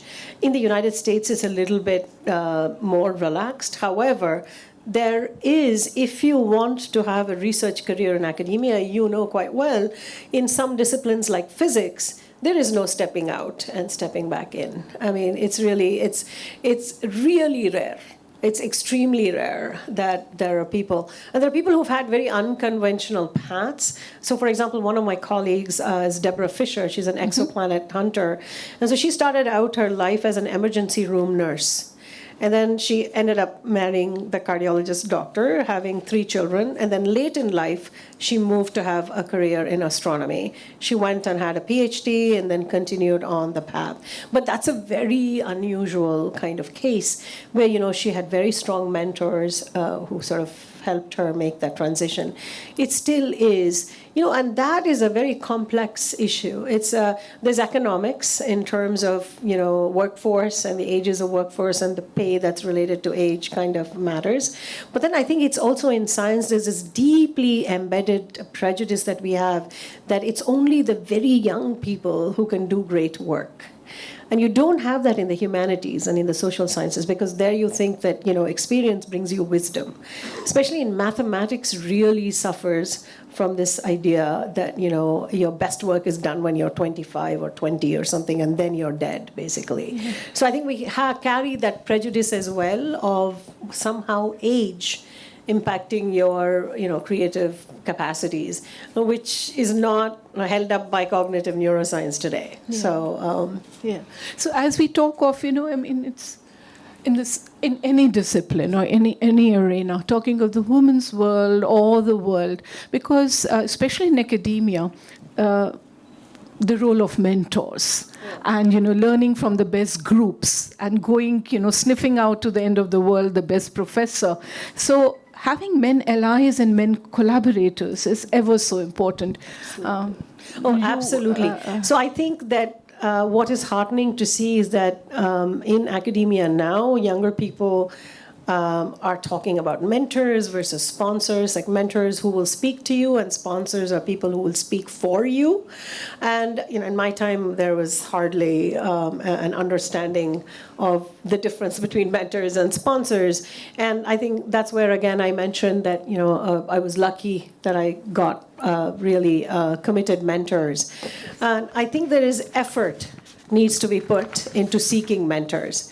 And yes, you may have some, you might have a false start. You might think someone's a great mentor and they may not be, but that's fine. You can just move on, just put in a little more effort and find someone. But that is a challenge. So I think that mentoring comes much more naturally in academic systems just because of the legacy that, it's a lot easier for young men to find mentors because, older men find their sort of younger counterparts and say, oh, this is what I was like when I was young. And there's a way of pay forward that they do very effectively. And I think because we don't quite fit in yet in many ways, it's not as natural. And so effort has to be made to find a mentor. But I have to say that there are, and it's not a given that all women will make excellent mentors either. So, let's just be very, very careful here and not romanticize Absolutely, that, right? Yeah. So there are some excellent male allies and mentors. There's some excellent women allies and mentors. And there's some that suck. There's really nothing much. You said it. And a PhD is the best of times and it's the worst of times. And but it's something that everybody must do because it teaches you a very different life skill.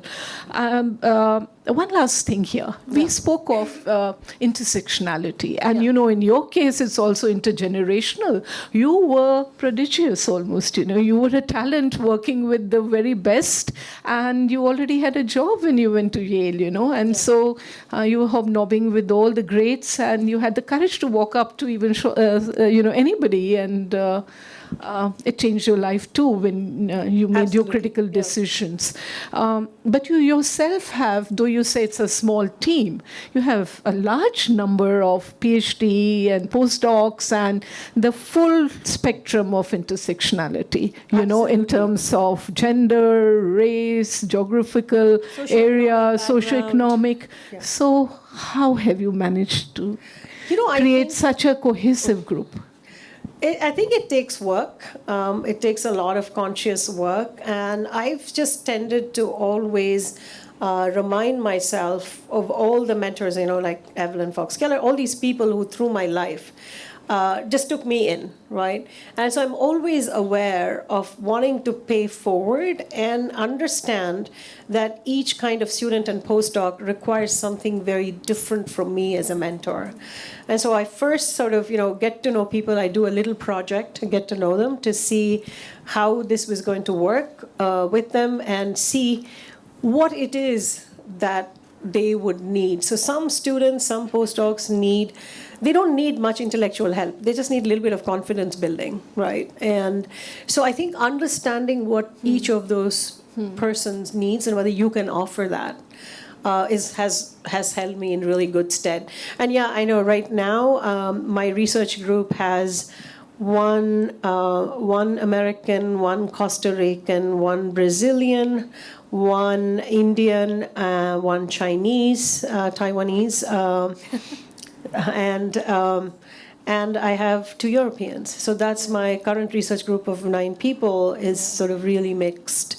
And it's always been that way. The churn has always been that way. So yeah, an equitable ecosystem is important, but far more important, creating a sense of belonging. Yes, So I think GATI went beyond just looking at disaggregated data.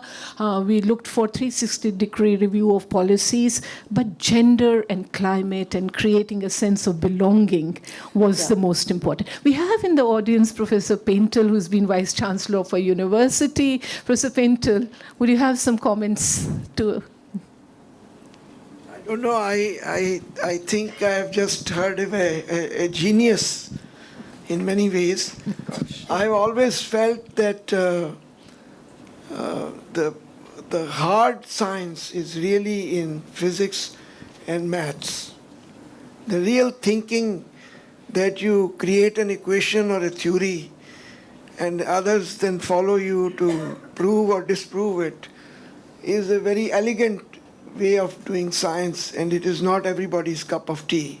Absolutely. Years back, I was mortally afraid of maths, so I picked biology as my favorite subject, and I was hooked to biology because I find the theory of evolution to be the most fascinating theory that can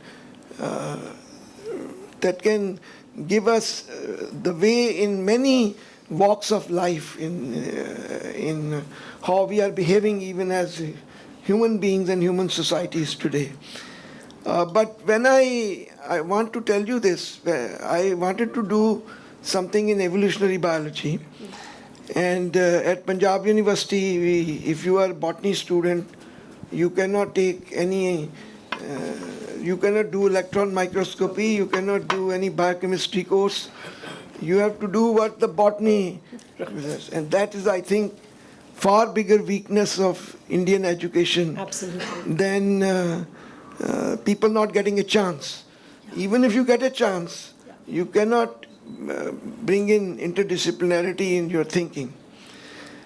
So the whole department was in a very fighting mood because the head of the department would not move and others also wanted to be head of the department. So it's a very different world. Yeah.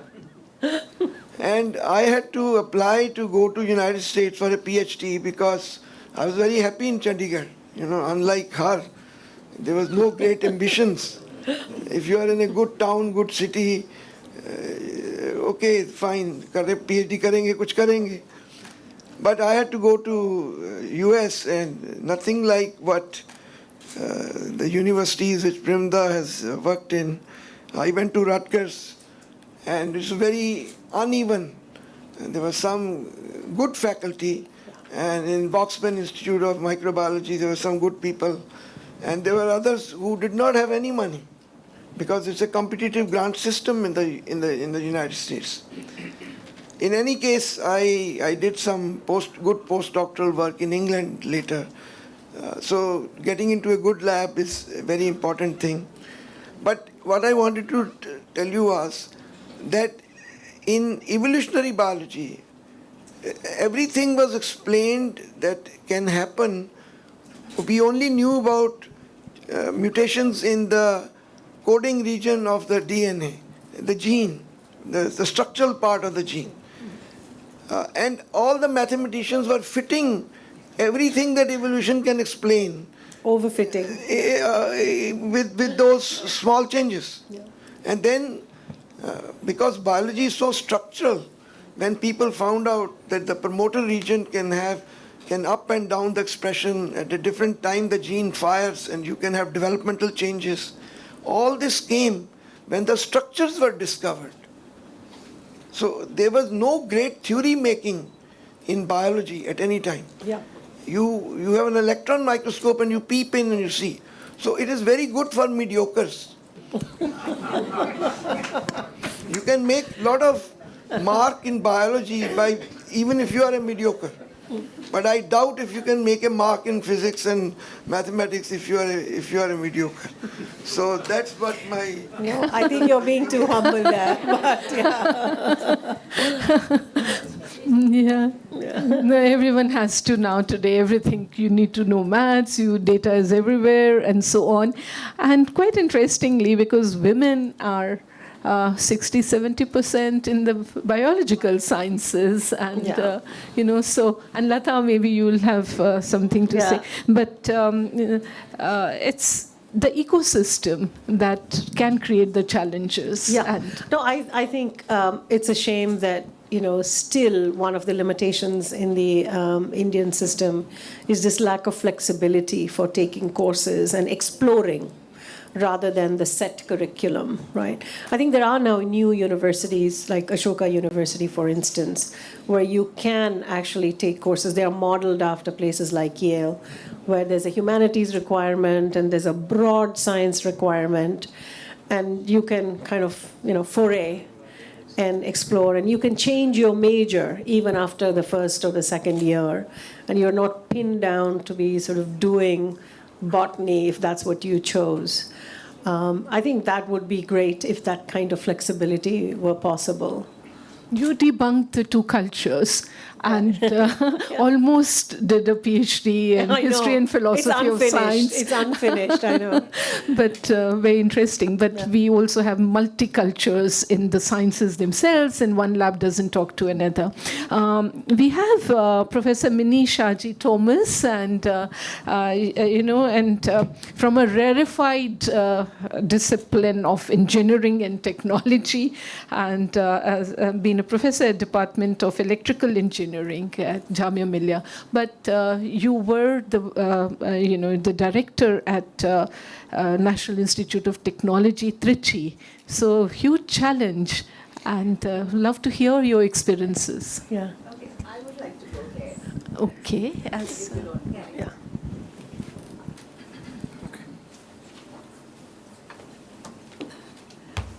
Yeah. Good evening, everyone. It was such a pleasure listening to the conversation here. I represent the middle two letters of STEM, engineering and technology. Just wanted to say that, the number of women in my field is abysmally low, especially when it comes to faculty or faculty. Still people are there, but coming to higher positions of leadership, it's very, very rare.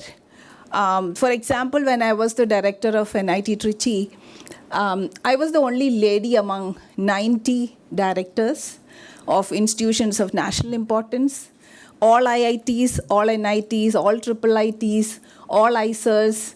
So I was the only one when the president calls the visitors conference. So it was a privilege as well as a disadvantage as such.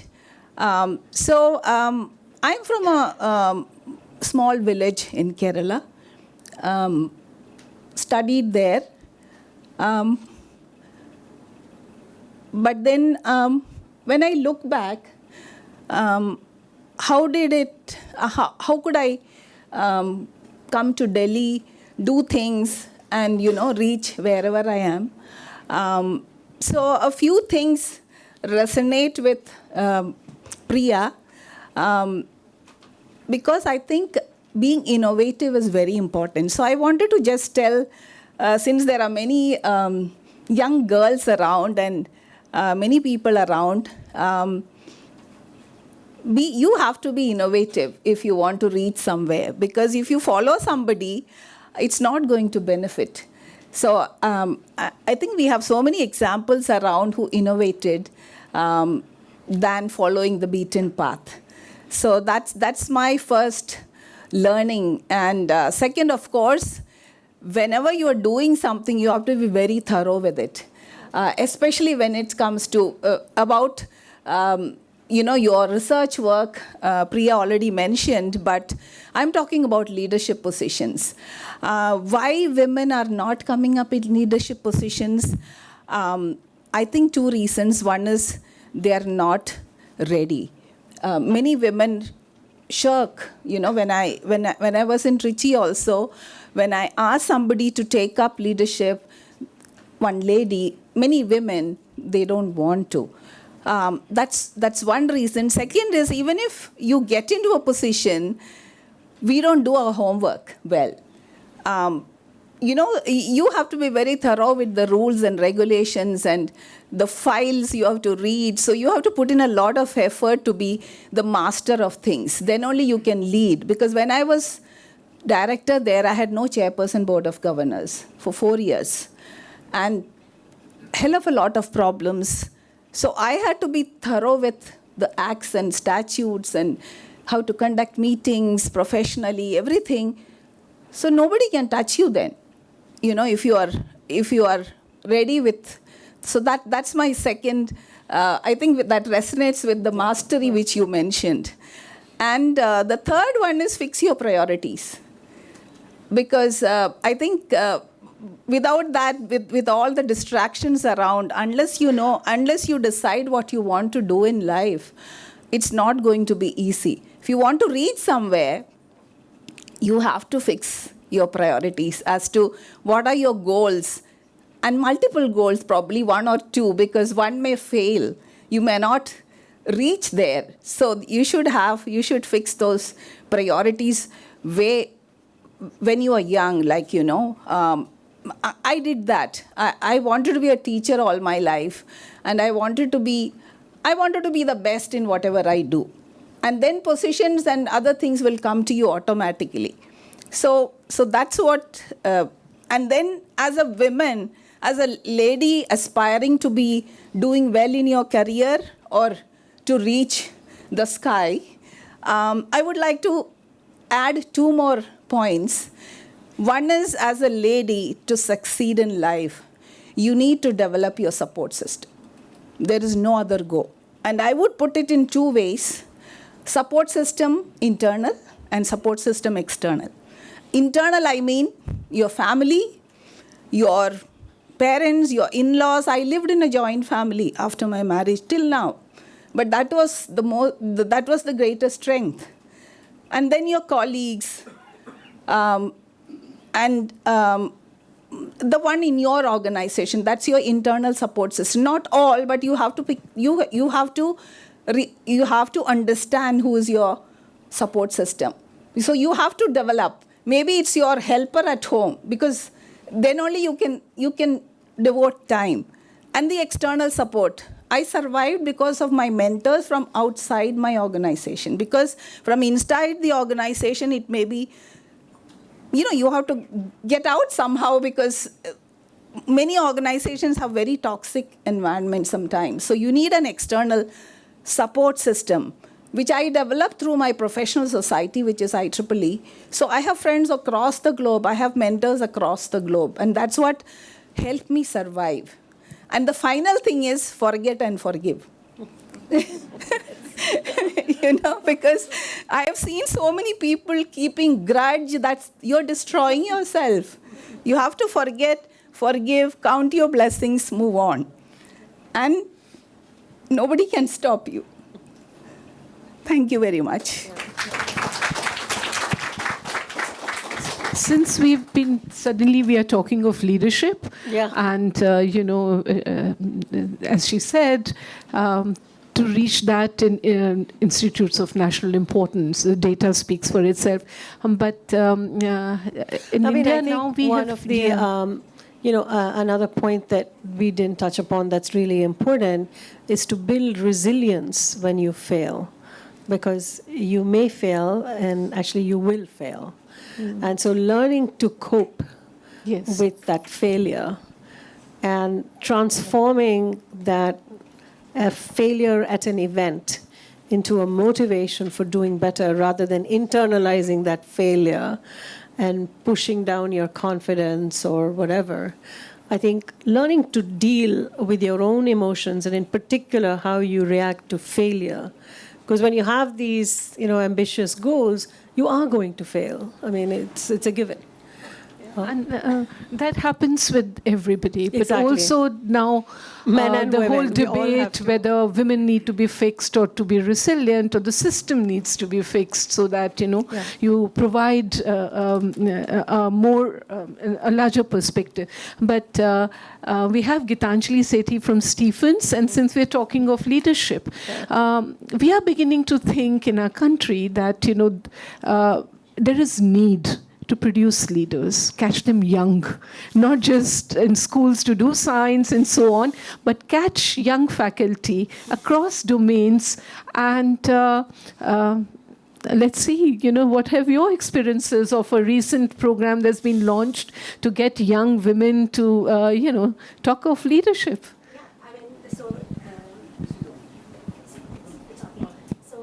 I mean, DST has been putting a lot of effort, as ma'am has headed the GATI program, and recently there was another leadership program that was organized by DST, phase 1, where we went for a 5-day training program. And a lot of such issues came up. In fact, ma'am, in response to what you just talked about, I think women have kind of become used to leading without titles. Yeah. Right? I think it's Doing just the that, work, yes. just doing the work, but Oh, yes, yeah. yes. You do the work, but you don't want to go for the title, probably because it comes with a lot of responsibility, being answerable, getting support vertically, laterally, everywhere. So I think one way out is to actually think about whether it's good, bad, or how important it is to lead without titles. Are we ready to just keep leading like that, or should we take important leadership roles if being offered, or even fight for them if we are not being offered? So, right. Yeah. No, I think that's a fair point. And I think that, a lot of the times at least in the United States, right? So in academia, leadership is sort of a double-edged sword. Because if you are an active researcher, you are very worried about losing time for research if you take on a leadership position. So there's a cost. I think there's a cost to leadership. And I think it's probably not smart to do the work and not seek the title, but then it's really good to evaluate the costs of what a leadership position is going to mean in terms of research time, for example. And in the US, for example, the trades are often made to make it attractive for people to take leadership positions. So, for example, I'm the current chair of the Department of Astronomy, so I get some teaching relief. So there's a trade so that, it doesn't become so onerous to take on an important leadership position where you want women to take on these roles as well and help, bring in some sort of new changes or just mix it up or, change the culture. So one of the things that I had wanted to do was to make the department much more collegial, which it was already, but, much more collaborative amongst each other, because otherwise the tendency in sort of, at least in most of these physics departments, is for each person to kind of be their own little emperor or empress, right? So you have your little research group and you're the emperor or the empress. And to move away from that and to start speaking and collaborating and publishing with your colleagues in the department, or as well as collaborations outside, I think is sort of important. That's one of the things that I wanted to do, for example. So I think you're right that, it is a question. I would say that, doing the work and not getting the credit for that is actually not going in the right direction, I agree with you on that. I completely agree. But do you think, is confidence an issue? Yeah, I think confidence is an issue for certain kinds of leadership positions. I think women tend, at least the research shows, that they don't tend to self-nominate for example, even if self-nominations are open for some kind of leadership position, they tend not to, and they also tend not to stand for elections on their own. So they have to be nominated, they have to be put forward by somebody else. So obviously it's a bit of a confidence issue that stops women from kind of putting themselves forward.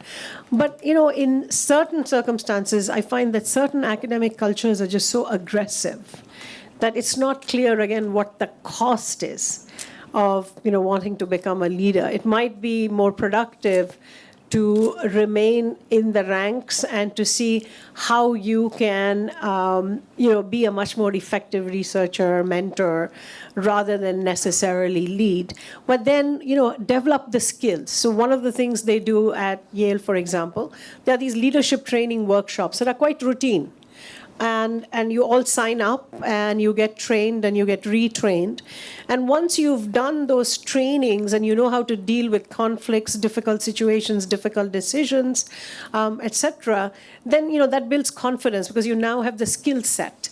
So if you are interested in leadership, I think you should go learn more and get trained and then sort of build your toolkit that you will need in order to make decisions and to be accountable. I think part of the responsibility that comes with leadership has a huge weight. And that in order to execute that, it's also a manner of having the toolkit, right? You need to have the toolkit. You said it. And maybe having a lab of your own, research projects, it is training in the system. Yeah. See, through training. Yes, sir. Yes, sir. Yeah, we just... Leadership, when you talk of titles, does title make you a little handicapped for not having a title for exercising authority? How would you wield authority without a title? I like the way you're saying that you're going to be working and making sure that without a title you're achieving what you want to achieve. But a question of authority, does it make you handicapped? Yeah, I agree with you. I say that's why I said that you don't want to do the work without the positives that a title brings. Mike is there. Can I ask a question? Yeah, please introduce yourself. Yeah, I'm Dr. Shurjit Nandi. I'm a neuroscientist with a lot of physics envy.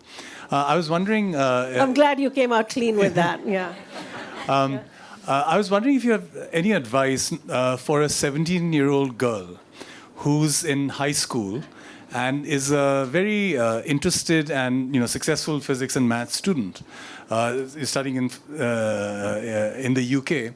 But I've noticed of her, I watch her very closely, she doesn't have the thing that I think boys or men perhaps, this idea of, I don't know if it's confidence, but thinking that you're special.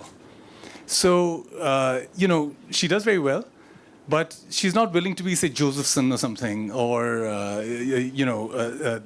to take on the idea that maybe she could solve something that's quite big. When did you, if you have this, when did you get this, and how did you get this? So I can tell her. I'll confess that she is my daughter, and Right. and she'd kill me if I was speaking. If you actually came clean with that fact. But now we all know, right? Yeah. No, I think you are right. I think that often it is said that you can be it if you can see it. Yes. So I think for me, some of it, I think, is sort of innate sort of personality. And I think, but a lot of it really had to do with my parental support. Yeah.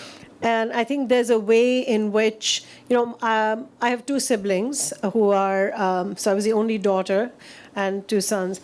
And there was never a moment in my entire life, and definitely in my childhood, that I felt that I was treated differently, worse than my brothers. In fact, the joke in my family is that I was always treated, at least for my father, I was the only person he could really see, right? So I think that sort of ensuring that in the home life there are circumstances that help build up her confidence.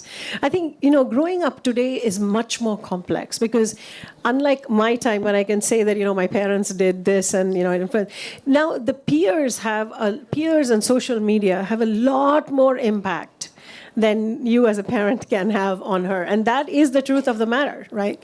And I think it is well understood that social media is not really helpful for young women to build their confidence, because there are all these axes along which they are made to feel inadequate. Either they're too fat, or they're too thin, or they're too X or too little Y, or whatever, right? And so I think that, helping her, one of the things that might help is, finding a peer group. Like, I found my tribe. So when I went to MIT, and even when I was in school, I found a bunch of kids who were quite similar to me in terms of the attitude to science and to work and to, I was not careerist, but I was really wanted to, as I said, figure things out. I found a peer group that reinforced, my sense of confidence, as well as my sense of curiosity and my goals, like what I wanted to do. It resonated with a bunch of other people, so I didn't feel like a freak. I think that's what is really important. Those kinds of little things that, finding a group of friends, finding her tribe would be something that could really help. Other than that, if, for example, she's slightly introverted, then mastery. Just become so good at what you do that, it's going to be very hard for anyone to really say anything about you're not X enough, right? You just can't. It's very interesting. You've moved around a lot. As I said, you have global footprints. So one thing that also connects the dot to leadership and all in women, having a world view, a higher purpose, and, not just being a frog in the well. I do believe that I quit a permanent job and took out for 14 years a non-formal system, and that gave me a perspective, and it gave me a mission in life. So, Lata, there is so much since we are on camera, I don't want to use words but there are unfair practices often, and, women will not move out. But sometimes when you do move out, move laterally to climb vertically. It helps, and to explore the world. Would you share your experiences of what it has meant for you, and how tough was the decision to move laterally? Yeah. Actually, I've been quite resonating very well with Priya, because I landed up in a job and I didn't had a PhD also. So I was into the Delhi University faculty in one of the colleges, and I am from Miranda House, so to all the Miranda girls here. And I was already having a faculty job, even when I was not even a PhD. After 10 years of my faculty as a role as a teacher, I completed my PhD at IIT Delhi. And that was totally with the family support. Right. And never I had any, I was one of the lucky kind of a thing where I could come back to my college and I could continue my research, whatever was my area, like bioinformatics was my main area. So I continued doing my research. And then I have been into the Delhi University system for the past 35 years now. And now, as what Dr. Pratibha said, now I moved laterally to a university, private university, where I am leading a school of engineering and applied sciences at Bennett University, the Times of India group. So here I'm also heading the biotechnology group.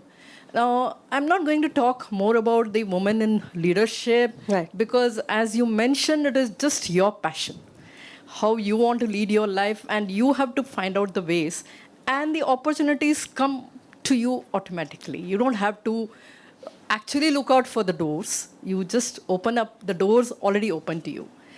And I just want, as a biology background, I just want to take this conversation off. How do you see astrobiology in the future? Oh my God, yeah. It's a very rich field. Yeah. And it's super, super exciting because, 15 years ago, we did not know of the existence of any planets outside our solar system. Today, we know there are 8,000 planets around other stars. And this is just looking very nearby in our own galaxy, right? And so, therefore, there are more planets in the universe than there are stars. And therefore, there are possibility for life forms, which may or may not look like us, right? So there's a very distinct, very high probability. There probably is life elsewhere. Whether it looks like us or not is a completely different question. So astrochemistry and astrobiology are the hottest fields right now, if there are young people who want to think about going into them. And in particular, how you form large chain hydrocarbons and what their signatures are, what their spectral signatures are, and what would such an element dissolved in water, what would it look like in terms of experimental detection, or if it vaporizes, what it would look like in an atmosphere. Those are the hottest problems. And of course, philosophically, this idea of whether we are alone in the universe is one of the biggest questions. We tend to be very anthropomorphic about this, and because, we have carbon-based life, we are kind of really keyed into looking for aliens that look like us, maybe just with a slight cone head or whatever. But the point is, Stephen Jay Gould told us, right, if you run the tape of evolution on Earth backwards and then rerun it, we may not end up with us, because there's so much randomness in evolution that you have no idea what kind of... So we shouldn't get fixated on sort of this anthropomorphic view of life. And I think there are lots of excellent departments where people are... It's a brand new field, and people are starting to... This is also a place where there's great potential for interdisciplinary collaboration, astronomers and chemists and biologists. Very interesting, because you have led a life in parallel universes. And I think nothing is science fiction now. But Akashlina is telling me we have to share you with others. Right. So there are a lot of questions. There are 1, 2, 3, 4. Right? But then you have an appointment. You have 2 more appointments immediately afterwards. Yeah. So I will seek Akashlina. You have to decide whether we take more questions or we call it off. Yeah. I am really sorry, but I think as all good things need to come to an end, we'll have. We're happy to, because we have to leave the room. Yes, right? yes. We have tea outside. Maybe you can have some hot questions with tea. I'll just take a moment and, of course, thank Professor Natarajan and thank Professor Jolly. I think you've really mapped the wonders of the universe. And we've often heard about women who hold up half the sky. I think at the end of the dialogue, maybe we think about holding up the sky together. So I think that's what I really I would leave with. And we've heard about stories of trailblazing women.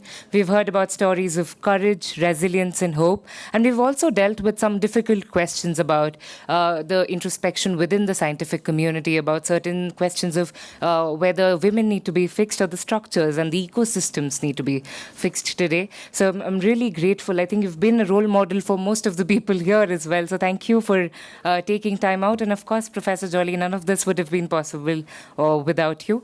I'd also like to thank the India International Center for the collaboration, Ambassador Sham Saran, Mr. Srivastav sir, Dr. Shailesh Nayak, and of course, programs team, Tete ma'am, tech team for supporting this. Thank you to everyone, each of you in the audience, and all the wonderful questions. I think leave us with the hope that this is one of the many interdisciplinary conversations we'll have, where we really bridge and move beyond the silos and categories we often work with in our daily lives. I'd also like to thank the Foundation for Universal Responsibility of His Holiness the Dalai Lama, Mr. Rajiv Mehrotra, who's the Trustee Secretary. WISCOMP is an initiative of the Foundation. And as we celebrate 25 years of WISCOMP, we do hope to see all of you again in our upcoming events. Thank you, Dr. Gopinath, for your guidance, and of course, my colleague Aditi, without whom this wouldn't have been possible. Thank you, everyone, once again. I just want to echo these thank yous to both Meenakshi ji and Pratibha ji, as well as the organizers, and to all of you for coming and spending time this afternoon. Thank you very much. It was a real privilege. I'll take the last word as a chair, and that is, we hope that the highest awards come your way.